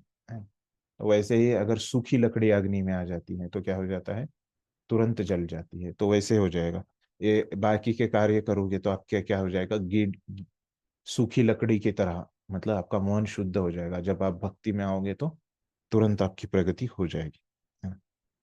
तो कृष्ण भावनामृत किसी अन्य अनुभव पर आश्रित नहीं होता, क्योंकि कृष्ण भावनामृत स्वयं के मन को विमल बनाना वाला है। किंतु यदि कृष्ण भावनामृत को स्वीकार करने में किसी प्रकार का अवरोध हो, है ना, कृष्ण भावनामृत में क्या होता है, खुद के मन की सफाई हो जाती है, खुद का मन स्वच्छ हो जाता है। लेकिन ऐसे करने में अगर आपको कुछ अवरोध है, पहले तो प्रयास करो कि कृष्ण भावनामृत करे, लेकिन उसमें कुछ अवरोध आ रहा है, तो मनुष्य को चाहिए कि अपने कर्म फल का परित्याग करने का प्रयत्न करे। तो हमको क्या करना चाहिए, उसके बाद जो प्रयत्न हमको करना चाहिए वो क्या करना चाहिए, कि अपने कर्मों को किसी अच्छे समाज कार्य में लगाएं, दूसरों के लिए कुछ अच्छा करें अपने कर्मों के फलों से, ठीक है। ऐसी दशा में समाज सेवा, तो क्या क्या आप लोगों के लिए अच्छा कर सकते हैं, समाज सेवा कर सकते हैं, आपकी समुदाय की सेवा कर सकते हैं, आपके देश की सेवा कर सकते हैं, देश के लिए उत्सर्ग आदि कार्य स्वीकार किए जा सकते हैं। तो देश के लिए कुछ अच्छा कर सकते हैं, जिससे एक दिन, है ना, तो ऐसे आप करेंगे तो एक दिन क्या हो जाएगा, आप शुद्ध भक्ति में आ जाएंगे। अभी ये तो शुद्ध भक्ति नहीं है, लेकिन ये आपके मन को निर्मल करेगी, और बाद में जब आपकी सुकृति बढ़ जाएगी तो आप ये भक्ति में आ जाओगे, है। तो भगवत गीता में यही कहा गया है 18वें अध्याय में 46वें श्लोक में, यतः प्रवृत्तिर्भूतानाम, यदि कोई परम कारण के लिए उत्सर्ग करना चाहे तो भले ही वह न जाने कि परम कृष्ण है, सॉरी, परम कारण कृष्ण है। तो ऐसे अगर कोई भगवान के लिए नहीं कर पा रहा है तो क्या कर सकता है, क्रमशः वो ये यज्ञ विधि, है ना। तो ये शुद्धिकरण की विधि, यज्ञ विधि मतलब यज्ञ क्या होता है, हमारे शुद्धिकरण के लिए होता है। तो अगर प्रत्यक्ष रूप से आप भगवान की भक्ति में नहीं लग पा रहे तो आप क्रमशः ऐसे लगिए, ऐसे प्रभुपाद हमको यहाँ पे बता रहे हैं। तो बाद में आपको वो भक्ति में भी आप लग जाएंगे, ठीक है। ठीक, तो यहाँ पे हमारा ये जो विभाग है कि भक्ति कैसे करना है, ये पूरा हो जाता है। हाँ, सुकुमारी प्रिया माता जी, आपका क्या प्रश्न। हाँ प्रभु जी, ये जो है ये कर्म फलों को त्याग त्याग करना है कर्म फलों का, तो हम्म एग्जैक्टली क्या विधि मीन्स सही विधि क्या है उसकी? अभी वही प्रभुपाद ने हमको बताया कि ये कर्म फल जो है ना। तो मतलब क्या होता है उसका, कोई भी आप जो कर्म कर रहे हैं, इस दुनिया में आप कुछ तो कर्म करेंगे ना जीने के लिए, बराबर है। तो जैसे अभी आप कुछ तो जॉब करेंगे, है ना, अभी के आपके भाषा में बताना है, तो आप कुछ तो कार्य करेंगे, आपका उदर निर्वाह के लिए कुछ तो कर्म करेंगे। तो वो जो कर्म कर रहे हैं, है ना, उसमें से आपको कुछ तो फल मिल जाएगा, है ना। तो जॉब करेंगे तो कुछ तो सैलरी मिल जाएगी, फिर आप वो इस्तेमाल कीजिए खुद के लिए, और उसमें से क्या कीजिए, है ना, कुछ भाग रखिए, है ना। तो वो आप भक्ति में कृष्ण भावनामृत आंदोलन के कार्य में देने का प्रयास कीजिए। अगर वो नहीं कर पा रहे हैं तो कोई अच्छे कार्य के लिए दीजिए, है ना। तो कोई समाज कार्य के में दान दे दीजिए, है। तो ये है कर्मफल का त्याग। हाँ प्रभु जी, और मैंने हम्म मंदिर में माता जी से सुना था कि हम्म जो भी हम सुबह से हम्म लेके रात तक जो भी कर्म करते हैं, तो रात को भगवान को वो अर्पण कर देने पे, तो वो कैसे एक्चुअल? तो मनोभाव कैसे होना चाहिए उसके लिए? नहीं समझा नहीं, आपने क्या सुना था मंदिर में? आपने नहीं, सुना था? जी बोल हम्म रहे थे कि जो भी कार्य करते हैं, चाहे वो हम्म भक्ति के हो या हम्म कुछ कोई भी हो, सारे हम्म कर्म भगवान को रात को सोने से पहले के अर्पण, तुम्हें मैं अर्पण करती हूँ जो भी मैंने कार्य किए। ओके ओके, कृष्णार्पणम। हाँ। हाँ तो हाँ, तो ये भक्तों का भाव होता है ना। ये भक्त क्या है कि भगवान के लिए ही कार्य करना चाहते है ना। तो वही बोलते हैं कि वो उनका भाव होता है, भक्तों की ऐसी चेतना होती है कि वो समझ जाते हैं। यहाँ पे बताया ना भगवान ने, है ना। यही अभी हमने पढ़ा भी, प्रभुपाद क्या बोल रहे कि भगवत गीता हमको यही बताती है ना, कि भक्ति की प्रत्यक्ष विधि का आप पालन कीजिए। तो भक्त वहाँ पे भक्तों की चेतना ऐसे ही वो भक्ति करते हैं ना, तो उनकी चेतना ऐसे ही रहती है कि आ, जैसे अभी एक विद्यार्थी है ना, तो वो क्या करता है, पढ़ाई करता है ना, प्रामाणिकता से। एक विद्यार्थी का ध्येय क्या होता है कि परीक्षा में उसको अच्छे नंबर से उसको उत्तीर्ण होना है, बराबर है ना? तो फिर वो उसके लिए प्रयास जब करता है, तब उसको क्या रहता है कि वो कुछ भी जो उसका समय है, अभी वो विद्यार्थी के पास क्या रहता है, समय रहता है, और उस समय का उसको क्या करना रहता है, पढ़ाई में लगाना रहता है उसको, है ना। तभी उस पे अच्छे मार्कों से वो, अच्छे नंबर से वो उत्तीर्ण हो जाएगा परीक्षा में, है ना। तो भक्त का क्या रहता है, भगवान के लिए उसको कर्म करने रहते हैं, भगवान के लिए, भगवान को उसको प्रसन्न करने रहता है ना। तो वैसे ही वो विद्यार्थी की तरह भक्त भी सोचता है ना। क्या सोचता है कि मेरा सब कुछ जो समय और शक्ति जो है मेरे में, है ना, ये जो है वो मुझे पूरी तरह से मैं भगवान के लिए अर्पण कर सकूं, है ना। और फिर क्या है, फिर वो विद्यार्थी को एक मन में क्या रहता है, डर भी रहता है ना। क्या डर रहता है, अरे ये पूरा मेरा समय और शक्ति भगवान की सेवा में लगाने के बजाय मेरा दोस्तों के साथ गप्पा मारने में मत नहीं चला जाए, बातचीत करने में, है ना, नहीं चला जाए, है ना, और इधर उधर व्यर्थ मेरा समय नहीं जाए, है ना। ऐसे विद्यार्थी का मनोभाव रहता है। तो वैसे भी भक्त का भी मनोभाव रहता है। तो कुछ भक्त जो है वो क्या करते हैं, पूरा प्रयास करते हैं दिन भर, है ना, कि जो भी कर्म कर रहे हैं, है ना, कि वो कृष्ण के लिए करे और भक्ति के ही कर्म करे, है ना। लेकिन क्या है कि ऐसे भक्तों का तो उद्देश्य है, लेकिन हमारी बद्धावस्था के कारण क्या है कि हम दूसरे भी अन्य कर्म कभी कभी कर लेते हैं, है ना। तो फिर अंत में जब सोने के लिए जाता है, तो भक्त क्या करता है, जब ऐसे बिस्तर पे लेटा है, तो तुरंत तो नींद नहीं आती। तो वो आत्म परीक्षण करता है कि दिन भर मैंने जो भी कार्य किए, है ना, वो सच में मैंने कृष्ण के लिए किए क्या, कृष्ण जैसे बताते हैं शास्त्रों में, है ना, जो भी भक्ति है वो भक्ति के कर्म किए क्या मैंने, है ना। ऐसे आत्म परीक्षण करता है, और जो भी कृष्ण के लिए मैंने कार्य किए उसको भगवान को अर्पण करता है। और जहाँ पे भी मुझे करना था, लेकिन गलती की वजह से वो, मैं कृष्ण के कर्म करने की जगह दूसरे ही कुछ प्रजल्प किया या कुछ अन्य कर्म किया, ऐसे आत्म परीक्षण करता है ना। और भगवान से प्रार्थना करता है कि ये मुझे नहीं करना था, लेकिन क्या हो गया, मेरी बद्धता, है ना, क्योंकि मैं अभी तक क्या हूँ, साधक हूँ, तो साधक से तो गलतियां होती रही, है ना। तो आप मुझे प्रयास कीजिए कि ऐसे मेरे से गलती नहीं हो पाए, है ना। मैं तो ऐसी गलतियां नहीं करना चाहता जानबूझ के, लेकिन हो जाती है अनजाने में गलतियां। तो मैं आपके लिए ही पूरा 24 घंटे जो है वो मेरे कर्म करना चाहता हूँ। ऐसे भक्त लोग का भाव रहता है, और वो ऐसे सोचते हैं। ठीक है माता जी। हाँ प्रभु जी, वही पूछना था। हाँ, ठीक, स्पष्ट है ना। हाँ हाँ, अनिल प्रभु आपका क्या? हरे कृष्णा प्रभु। हम्म अभी भगवान अर्जुन को पहले निष्काम कर्म जो बताते, बाद में ज्ञान ज्ञान योग, योगा लेटर हम्म, में ज्ञान हाँ योग, हाँ, अष्टांग योग, भक्ति पहले छह योग। अध्याय। हाँ हाँ।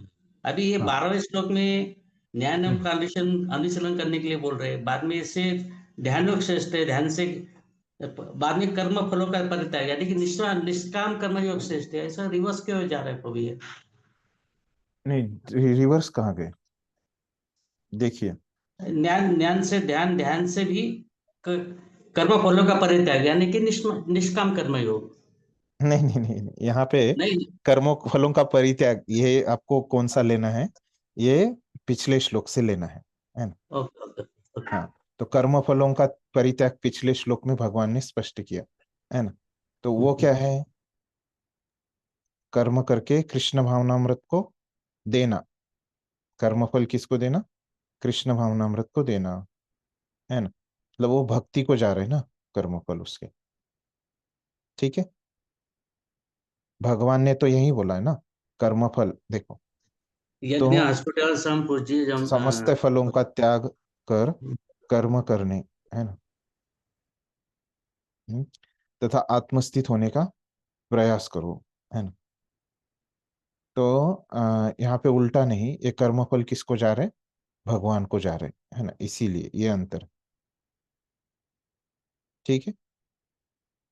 ये जो ज्ञान आ रहा है इसमें, ये हाँ, निर्विशेषवादी ज्ञान है क्या, जो नहीं नहीं, अपने ये ज्ञान केवी ज्ञान के लिए योग है। लागू, उसका भावनाभूत के लिए लागू नहीं होता है, वो सब बाकी के इसमें लागू होता है? नहीं नहीं, यहाँ पे आप देखेंगे ना, तो ये जो ज्ञान श्लोक में बोल रहे भगवान, है ना, ये ज्ञान क्या है? ज्ञान योग है ना? और यहाँ पे क्या है, देखिए यहाँ पे और स्पष्ट होता है आपको वो वाक्य जो है। हाँ, तो यही ज्ञान क्रमशः, यहाँ पे दिख रहा है आपको, मैं जो दिखा रहा हूँ स्क्रीन पे, यस स्क्रीन प्रभु। पे। हाँ हाँ, हम्म, एक कट कट कर लेता हूँ, रुको। हाँ, तो ये जो मैं यहाँ पे दिखा रहा हूँ, ये क्या है? 12वें श्लोक का तात्पर्य है ना? ओके। तो आप आपकी किताब में भी देख सकते हैं, है? तो देखिए, अभी यहाँ पे 12वें श्लोक के तात्पर्य में क्या बोल रहे हैं प्रभुपाद? किंतु जो लोग कृष्ण भावनामृत के नियमों का पालन नहीं कर सकते, उनके लिए, है ना, उनके लिए बोला, है ना, ज्ञान का अनुशीलन करना श्रेष्ठ है ना? किसके लिए? जो भक्ति नहीं कर पा रहे। कृष्ण भावनामृत मतलब क्या है? भक्ति, बराबर। ओके, तो ये हम्म। निर्विशेषवादी हो गए ना प्रभु, वो जो? नहीं नहीं नहीं, आप वो पूरा तो नहीं। पढ़ ली, 3-4 ओके लाइन पढ़ लीजिए, आपको उत्तर ओके मिल जाएगा, है ना? तो उनके लिए ज्ञान का अनुशीलन करना श्रेष्ठ है, क्योंकि ज्ञान से मनुष्य अपने वास्तविक स्थिति को समझने में समर्थ होता है। तो ज्ञान का फायदा क्या है? कि वास्तविक स्थिति में समझना आपको आता है। फिर यही ज्ञान क्रमशः ध्यान तक, ये ज्ञान कहाँ आता है? ध्यान में आ जाता है ना? क्रमशः ध्यान तक पहुंचने वाला है। और ध्यान से क्रमशः परमेश्वर को समझना मतलब भक्ति है। ध्यान से भक्ति में आना, ठीक है? परमेश्वर को समझा जा सकता है। ऐसी भी विधियां हैं, है ना? ऐसी मतलब क्या है?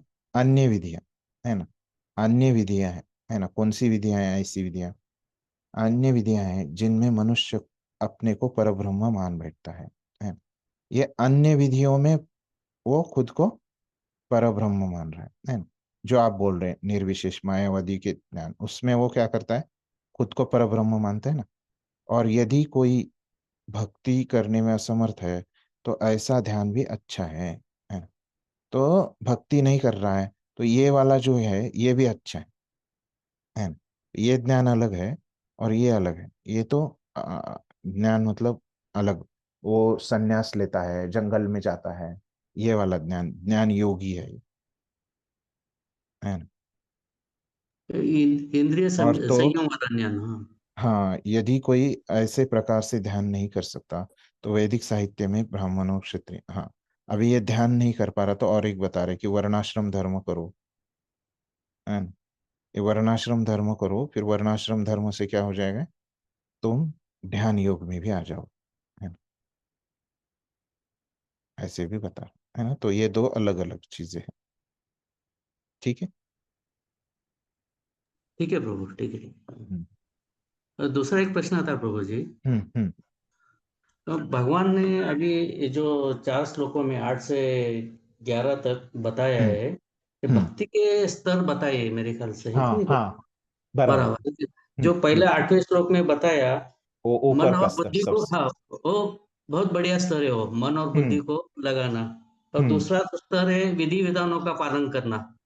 उसके नीचे वाला। हाँ, उसके नीचे वाला। और उसके बाद बता रहे हैं मुझे ही सब कर्म मत कर्मो पराभवो बता रहे हैं। और बाद में मेरे लिए कर्म करो। मेरे लिए कर्म करो, बाद में बता रहे हैं सर्व कर्म फल का त्याग कर दो, है कि नहीं। हाँ, इसमें हम हमारे भक्ति के स्टेज में काहे देख सकते हैं, अगले वाला काहे देख सकते हैं क्या प्रभु? ये भक्ति के स्टेज दिखा रहे हैं मुझे। जी। अब अगले वाला भी इस स्तर पे कहाँ पे रुका है, कहाँ पे हम समझ सकते हैं, हम इधर भी रुके हैं, आगे जा रहे हैं, आगे जा रहे हैं, हम आत्म परीक्षण कर सकते हैं कर कि सकते हम हैं। कौन से सामने स्तर पे अभी है और हमको कहाँ पे जाना है। यस प्रभु। अभी हमारा रास्ता हमको समझ गया कि यहाँ पे अभी मैं पुणे में रहता हूँ, तो मुंबई मेरे से 180 किलोमीटर है ना। तो वहाँ पे क्या है, ये मेरी जो गाड़ी में एक रहता है वहाँ पे, वो रीडिंग आगे आगे जाती है, तो मैं 50 किलोमीटर चला गया तो मेरे को समझेगा और 130 किलोमीटर मेरा बचा है ना। बराबर है ऐसे। बराबर, यही प्रभु, यही। हाँ, बराबर वैसे ही। ठीक। और क्या है, और पूछना है किसी को? हरे कृष्ण प्रभु जी। हाँ। प्रभु जी, मेरा एक प्रश्न है। ये प्रभु जी अभी जैसे बोले कि धीरे धीरे अगर कर्म फल को, ये जो 4 पद्धति है, दिन ज्ञान ध्यान जो जो आ रहा है धीरे धीरे, तो ये सब जो कर रहे हैं, मतलब जिनको फिर समाज सेवा उनमें बोल रहे हैं अपना फलों को लगाना, तो ये सब जो कर रहे हैं, ये क्या निर्विशेषवादी में आते हैं, मतलब मायावादी में आते हैं ना? क्योंकि ये तो भगवान को पहले मान नहीं सक रहे हैं, लेकिन धीरे धीरे उनके अंदर ये सब चीज आते जा रहे हैं, तो इनको नहीं नहीं, हम वो क्या होता है, मायावादी में। मायावादी लोगों को क्या है कि मायावादी लोगों का रहता है कि वो जानते हैं कि हम शरीर नहीं, हम आत्मा है, ये जानते हैं। लेकिन भगवान जो क्या है, वो परमात्मा है। और अभी हम जो आत्मा है ना, वो हम अशुद्धि के कारण, ये माया के कारण, है ना, हम आत्मा में ढके हुए हैं। और हम ऐसे ही अभ्यास करेंगे, साधना करेंगे, तो ये माया से मुक्त हो जाएंगी। और माया से जब हम मुक्त हो जाएंगे, तो क्या हमको समझ जाएगा, अभी जो हम आत्मा है, तो हमको समझ जाएगा जब माया से मोहित होने के कारण हम खुद को आत्मा मान रहे हैं, और ये माया के मोह से अगर हम बाहर आ जाएंगे, तो हमको समझ में आ जाएगा कि हम आत्मा नहीं परमात्मा है। ऐसे ये लोग कहते हैं, मायावादी लोग, है ना। वो खुद को ही भगवान मानते हैं, है ना। हम सब भगवान है ना, मैं भगवान हूँ, आप भगवान हो। लेकिन अभी क्या है कि हम माया के अधीन है ना, माया से मोहित है। इसीलिए क्या है कि हम जीव है, ऐसे वो समझते हैं। ये मोह को दूर करना है, हमारी साधना का अभ्यास क्या है, उद्देश्य क्या है, ये मोह से दूर होना है। ये मोह से अगर हम हट जाएंगे, तो बाद में केवल एक ही है, पूरा ब्रह्मन ही है, सर्वम खलु इदम ब्रह्म, ऐसे बोलते हैं। भगवान भगवान कुछ नहीं है, वो पूरा ब्रह्मन ही है, वही सच्चाई है ना। यहाँ पे ये जो जगत है, ये जगन मिथ्या जगत है ना। ये सब अभी झूठा है, माया से ढका है ये जगत को, ऐसे बोलते हैं। ये जब माया से मुक्त हो जाएगा, तो ये सब इस दुनिया में और कुछ नहीं है, ब्रह्मन ही है वही केवल, ऐसे वो बोलते हैं। और जो यहाँ पे जो लोग बोल रहे कर्म फल त्याग, है ना, उन लोगों को कुछ पता नहीं है ना, कि भगवान क्या है ना, ब्रह्म कौन है, हम क्या शरीर है या आत्मा है, ये ज्यादा कुछ पता नहीं उनको है। ये लोग क्या है कि थोड़े से निरागस अज्ञानी है ना, इनको कुछ पता नहीं रहे, तो इनको बदलना आसान रहता है ना। अभी समझ गया ये दोनों में अंतर क्या है आपको? हाँ पर मुझे समझ में आया। तो इन लोगों को फिर हम क्या बोल सकते हैं? जैसे हम लोग बीच में है, लोग समझते भी नहीं है क्या है नहीं है, तो इन लोगों को क्या बोलते हैं फिर? वही भगवान को कर्म फल दे रहे हैं ना ये लोग।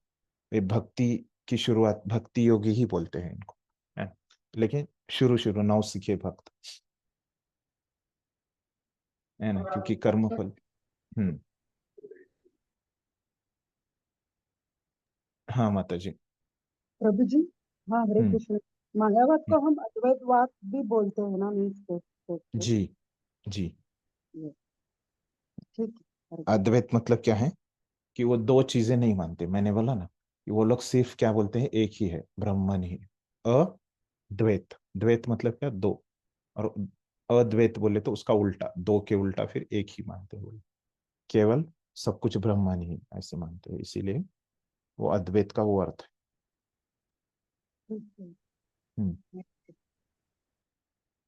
और यहाँ तक अभी स्पष्ट है कि कैसे भक्ति करना है, जो भगवान ने बोला उसके बारे में, ठीक है। संकीर्तन धर्म प्रभु, आपके प्रश्न का उत्तर मिल गया कि आपका जो प्रश्न था, है ना, क्या था कि मन और बुद्धि हमारा अगर भक्ति में नहीं लगता है ना, कि तो हम ये नहीं कर पाते ज्यादा समय के लिए, है ना। तो ये क्या है, मन और बुद्धि भक्ति में लगाना, है ना, ये बहुत अच्छा है ना। लेकिन अगर वो हम नहीं लगा पा रहे तो हमको क्या करना है, विधि विधानों का पालन करते रहना है ना, दृढ़ता से, है ना। वो करने से क्या हो जाएगा, हमारा ऊपर के स्तर पे हम आ जाएंगे, मन और बुद्धि हमारा लग जाएगा, है ना। तो पहले ही मन और बुद्धि हमारा नहीं लगेगा, है ना। तो अभी आपको ये पूरा पढ़ाई करने के बाद समझ में आ गया होगा कि पहले ही दिन आपका मन और बुद्धि भगवान की भक्ति में नहीं लगेगा, है। तो आपको ये विधि विधानों का पालन, मन और बुद्धि लगे नहीं लगे, आपको विधि विधानों का पालन करना पड़ेगा, मंगल आरती घर पे करना पड़ेगा, जप करना पड़ेगा, भागवतम सुनना पड़ेगा। ऐसे आप करते रहेंगे सालों तक, तो क्या हो जाएगा, फिर आपका मन और बुद्धि भगवान में लगेगा। आपको प्रयास भी करना है मन और बुद्धि लगाने, ठीक है।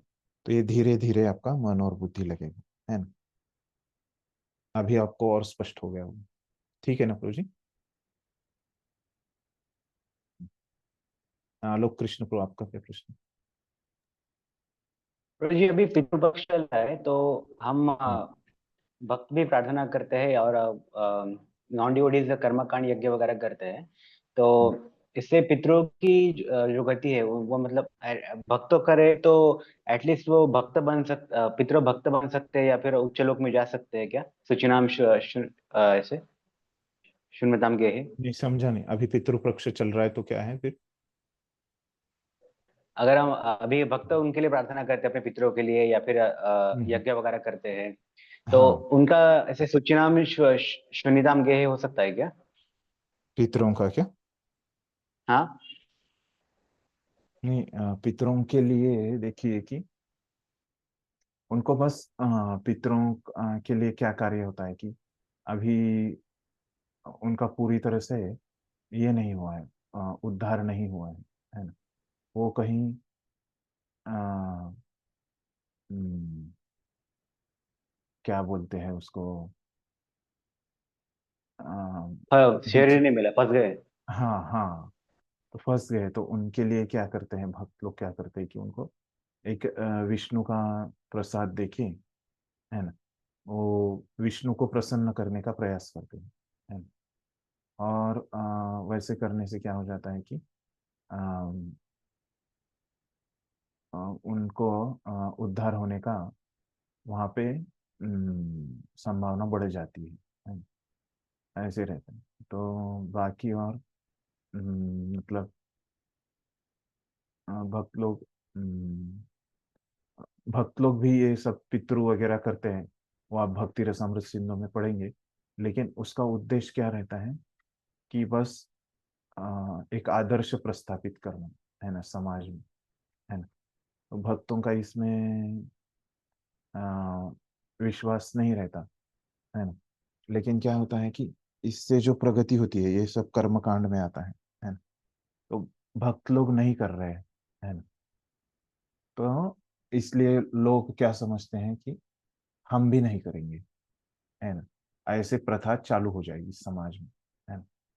तो इसलिए एक समाज में आदर्श प्रस्थापित करने के लिए, है ना, जिसको कहा गया है लोक संग्रह के लिए, है ना, ये शब्द आता है शास्त्रों में, उसके लिए करते हैं भक्त लोग, है ना।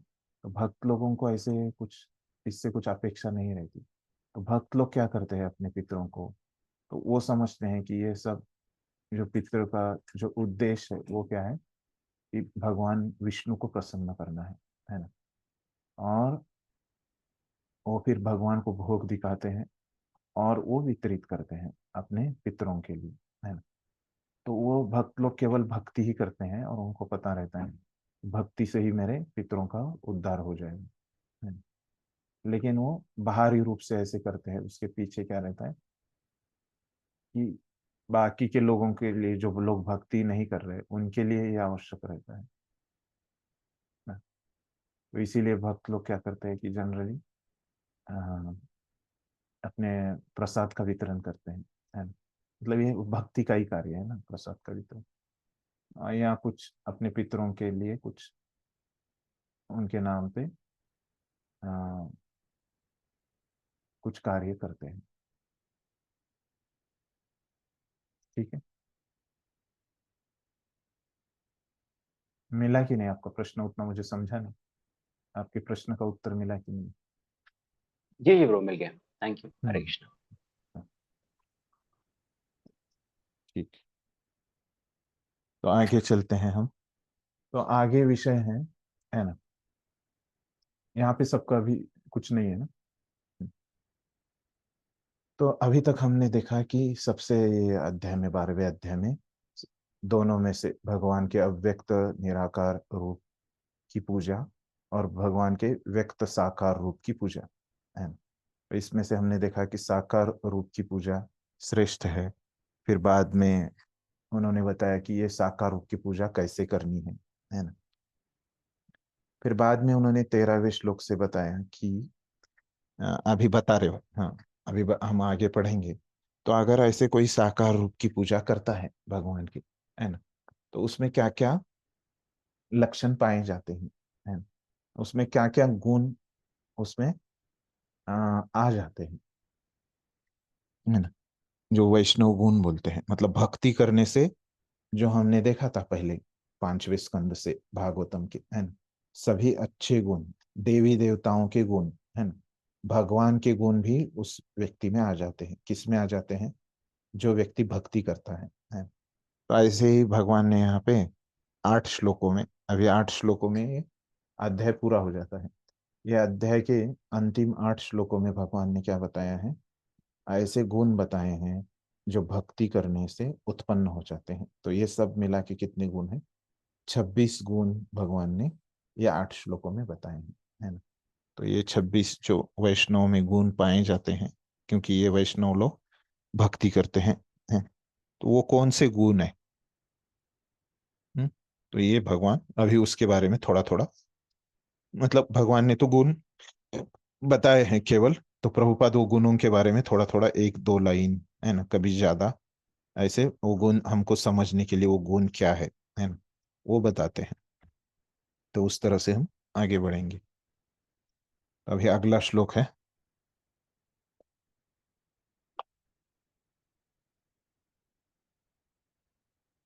दिख रहा है सबको यहाँ पे? ठीक है, पढ़ता हूं मैं। 13वां 14वां मिला के। अद्वेष्टा सर्वभूतानां मैत्रः करुण एव च निर्ममो निरहंकार सम दुःख सुख क्षमी संतुष्टः सततं योगी यतात्मा दृढ़ निश्चयः मयि अर्पित मनो बुद्धिर यो मद्भक्तः स मे प्रियः। तो भगवान अभी बता रहे हैं, तो हम गिनते हैं 26 गुण होते हैं कि नहीं, है ना। तो हम यहाँ पे गिनते जाएंगे। ठीक है, एक मिनट।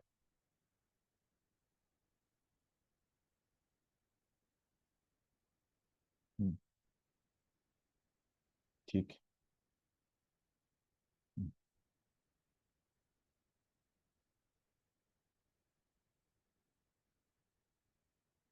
अद्वेष्ट,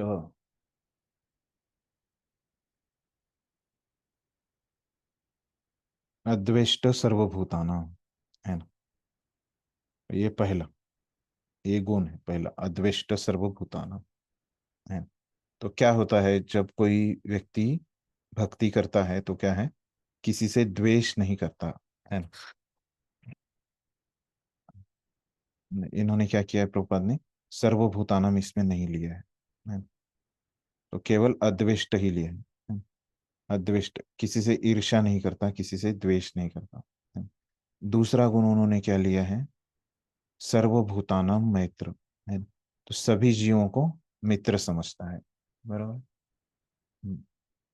फिर क्या दिया है, जो अपने को स्वामी नहीं मानता, है ना, निर्मम, है ना, निर्मम, स्वामित्व की भावना से रहित, ये हो गया तीसरा। निरअहंकार, मिथ्या अहंकार से मुक्त,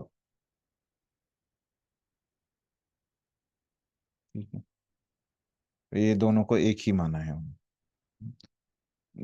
स्वामी की भावना से मुक्त और मिथ्या अहंकार से मुक्त, है ना, ये तीसरा उन्होंने माना है।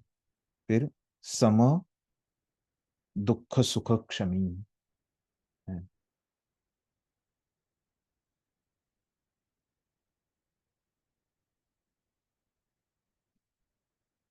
तो सुख दुखों को समान मानने वाला, है ना, ये है चौथा, ये कहा, जो सुख दुख से समभाव रखता है ना?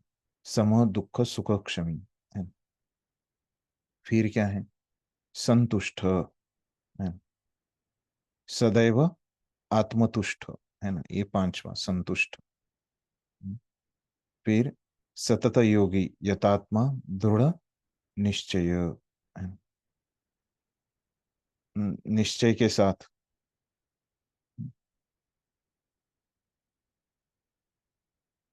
दृढ़ निश्चय।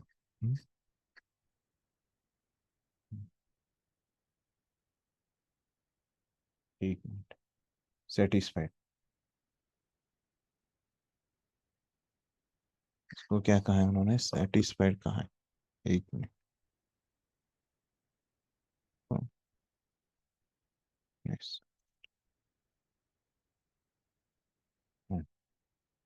तो ये सम सुख दुख क्षमी, है ना, तो ये हमने देखा था चौथा, है ना।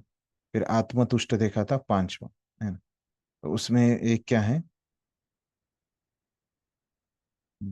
तो यही थोड़ा सा यहाँ पे समस्या है कि यहाँ पे संस्कृत में अलग है और हिंदी में अलग बताते हैं। एक मिनट,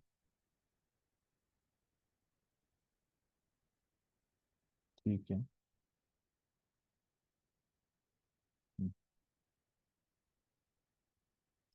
तो यहाँ पे क्या है, संतुष्ट भी एक है ना? इसको प्रभुपाद ने तो यहाँ पे शब्दार्थ में बराबर किया है, प्रसन्न तुष्ट, लेकिन इसको भाषांतर में क्या लिखा है, संतुष्ट को प्रभुपाद ने सहिष्णु बना दिया है ना? सही। हाँ, तो ये छठा वाला है, इसलिए थोड़ा सा ये होता है, संतुष्ट, है ना, सततम योगी, यतात्मा, है ना, यतात्मा। फिर आत्म संयमी, है ना, ये हो गया सातवां, है ना, दृढ़ निश्चय, है ना, ये निश्चय के साथ मन तथा बुद्धि को स्थिर करके, है ना।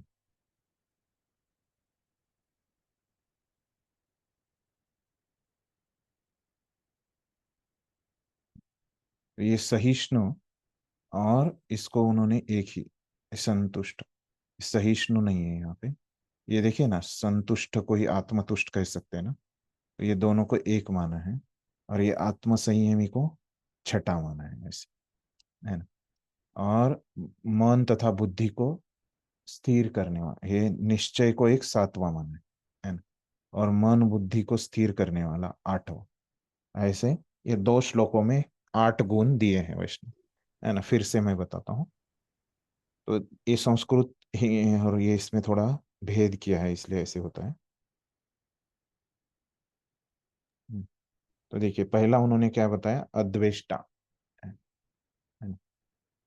तो किसी के भी ईर्ष्या नहीं करता है। फिर उसके बाद वाला क्या बताया है, अद्वेष्टा के बाद उन्होंने ये इसी, सर्वभूतानां। हाँ, एक मिनट,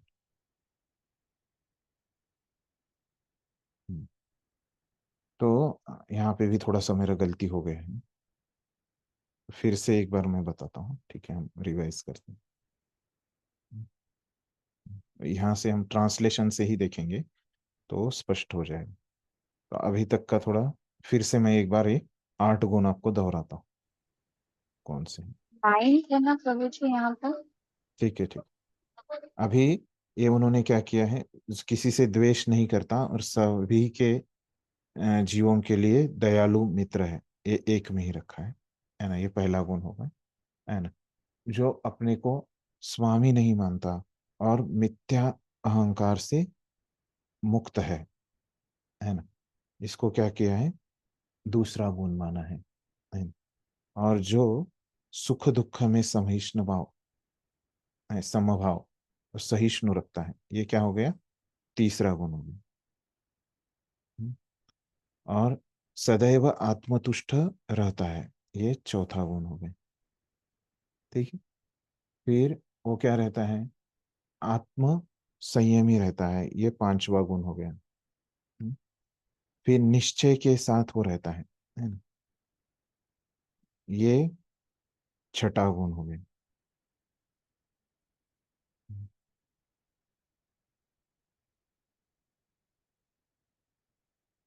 ठीक है। और मन और बुद्धि को, है ना, स्थिर करके भक्ति में लगाता है, ये सातवां गुण हो गया। तो ऐसे सात ही उन्होंने यहाँ पे हमको बताया। ठीक है, 8 नहीं है, 7 ही।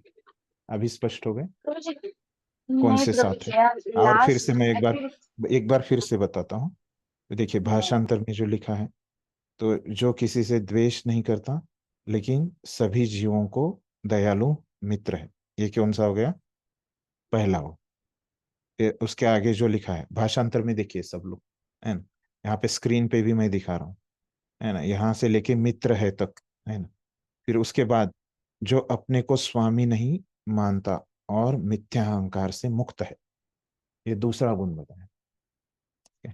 फिर तीसरा गुण क्या है, जो सुख दुख में समभाव रहता है, उसी को सहिष्णु कहते हैं, एक शब्द, ये तीसरा हो गया। चौथा गुण क्या है, सदैव आत्मतुष्ट रहता है, ये चौथा हो गया। पांचवा क्या है, कि जो आत्म संयमी है ना। ठीक है। फिर छठा गुण क्या है, कि वो दृढ़ निश्चयी है, निश्चयी व्यक्ति है, छठा। फिर सातवां क्या है, कि भगवान में मन तथा बुद्धि को स्थिर करके भक्ति में लगा रहता है, ये सातवां गुण। ठीक है, स्पष्ट हो गए ये 7 गुण। प्रभु जी मुझे नहीं हुआ ये लास्ट हाँ। वाला आपने जो बोला ना कि तथा जो दृढ़ निश्चय है, अगर हम देखते हैं तो यहाँ लिखा है तथा जो निश्चय के साथ मुझ में हम्म। मन तथा बुद्धि को स्थिर करके भक्ति में लगा, तो ये पूरा एक ही वर्ड है ना प्रभु जी? हाँ, वहां पे वैसे उन्होंने एक ही किया है साथ, क्योंकि वो भाषांतर। निश्चय के साथ ही तो हाँ। वैसे वो हाँ। भाषांतर में लग रहा है, लेकिन यहाँ पे आप जाओगे तो क्या है, हम्म, मई, हाँ यहाँ पे देखिए यतात्मा है, सततम वो दृढ़ योगी, हाँ, निश्चय अलग से है, यथात्मा दृढ़ और मई निश्चय अर्पित है। मनोबुद्धि है ना, वो दूसरे वाक्य में ही है।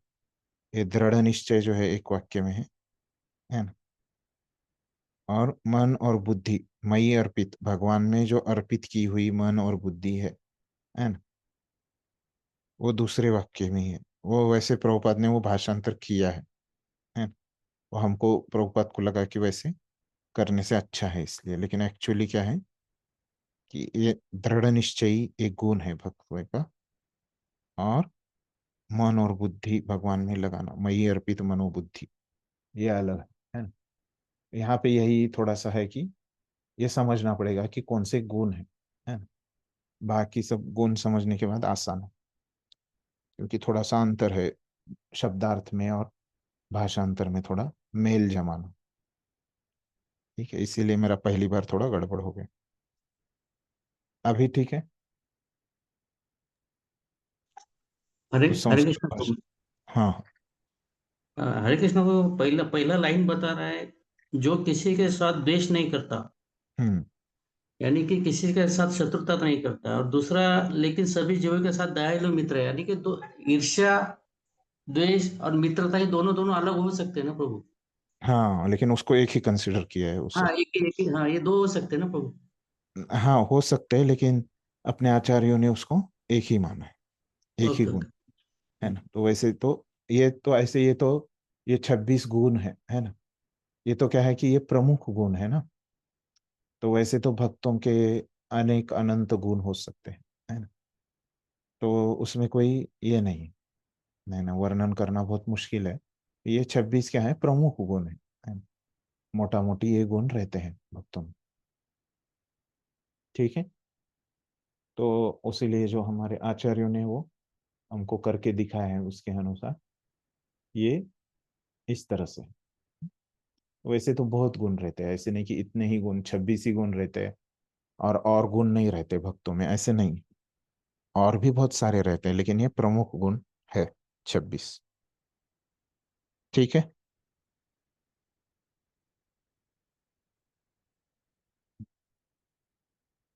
तभी इसका तात्पर्य बहुत बड़ा है क्या। ठीक है, ये अगली बार लेंगे फिर हम, अभी समय हो गया है।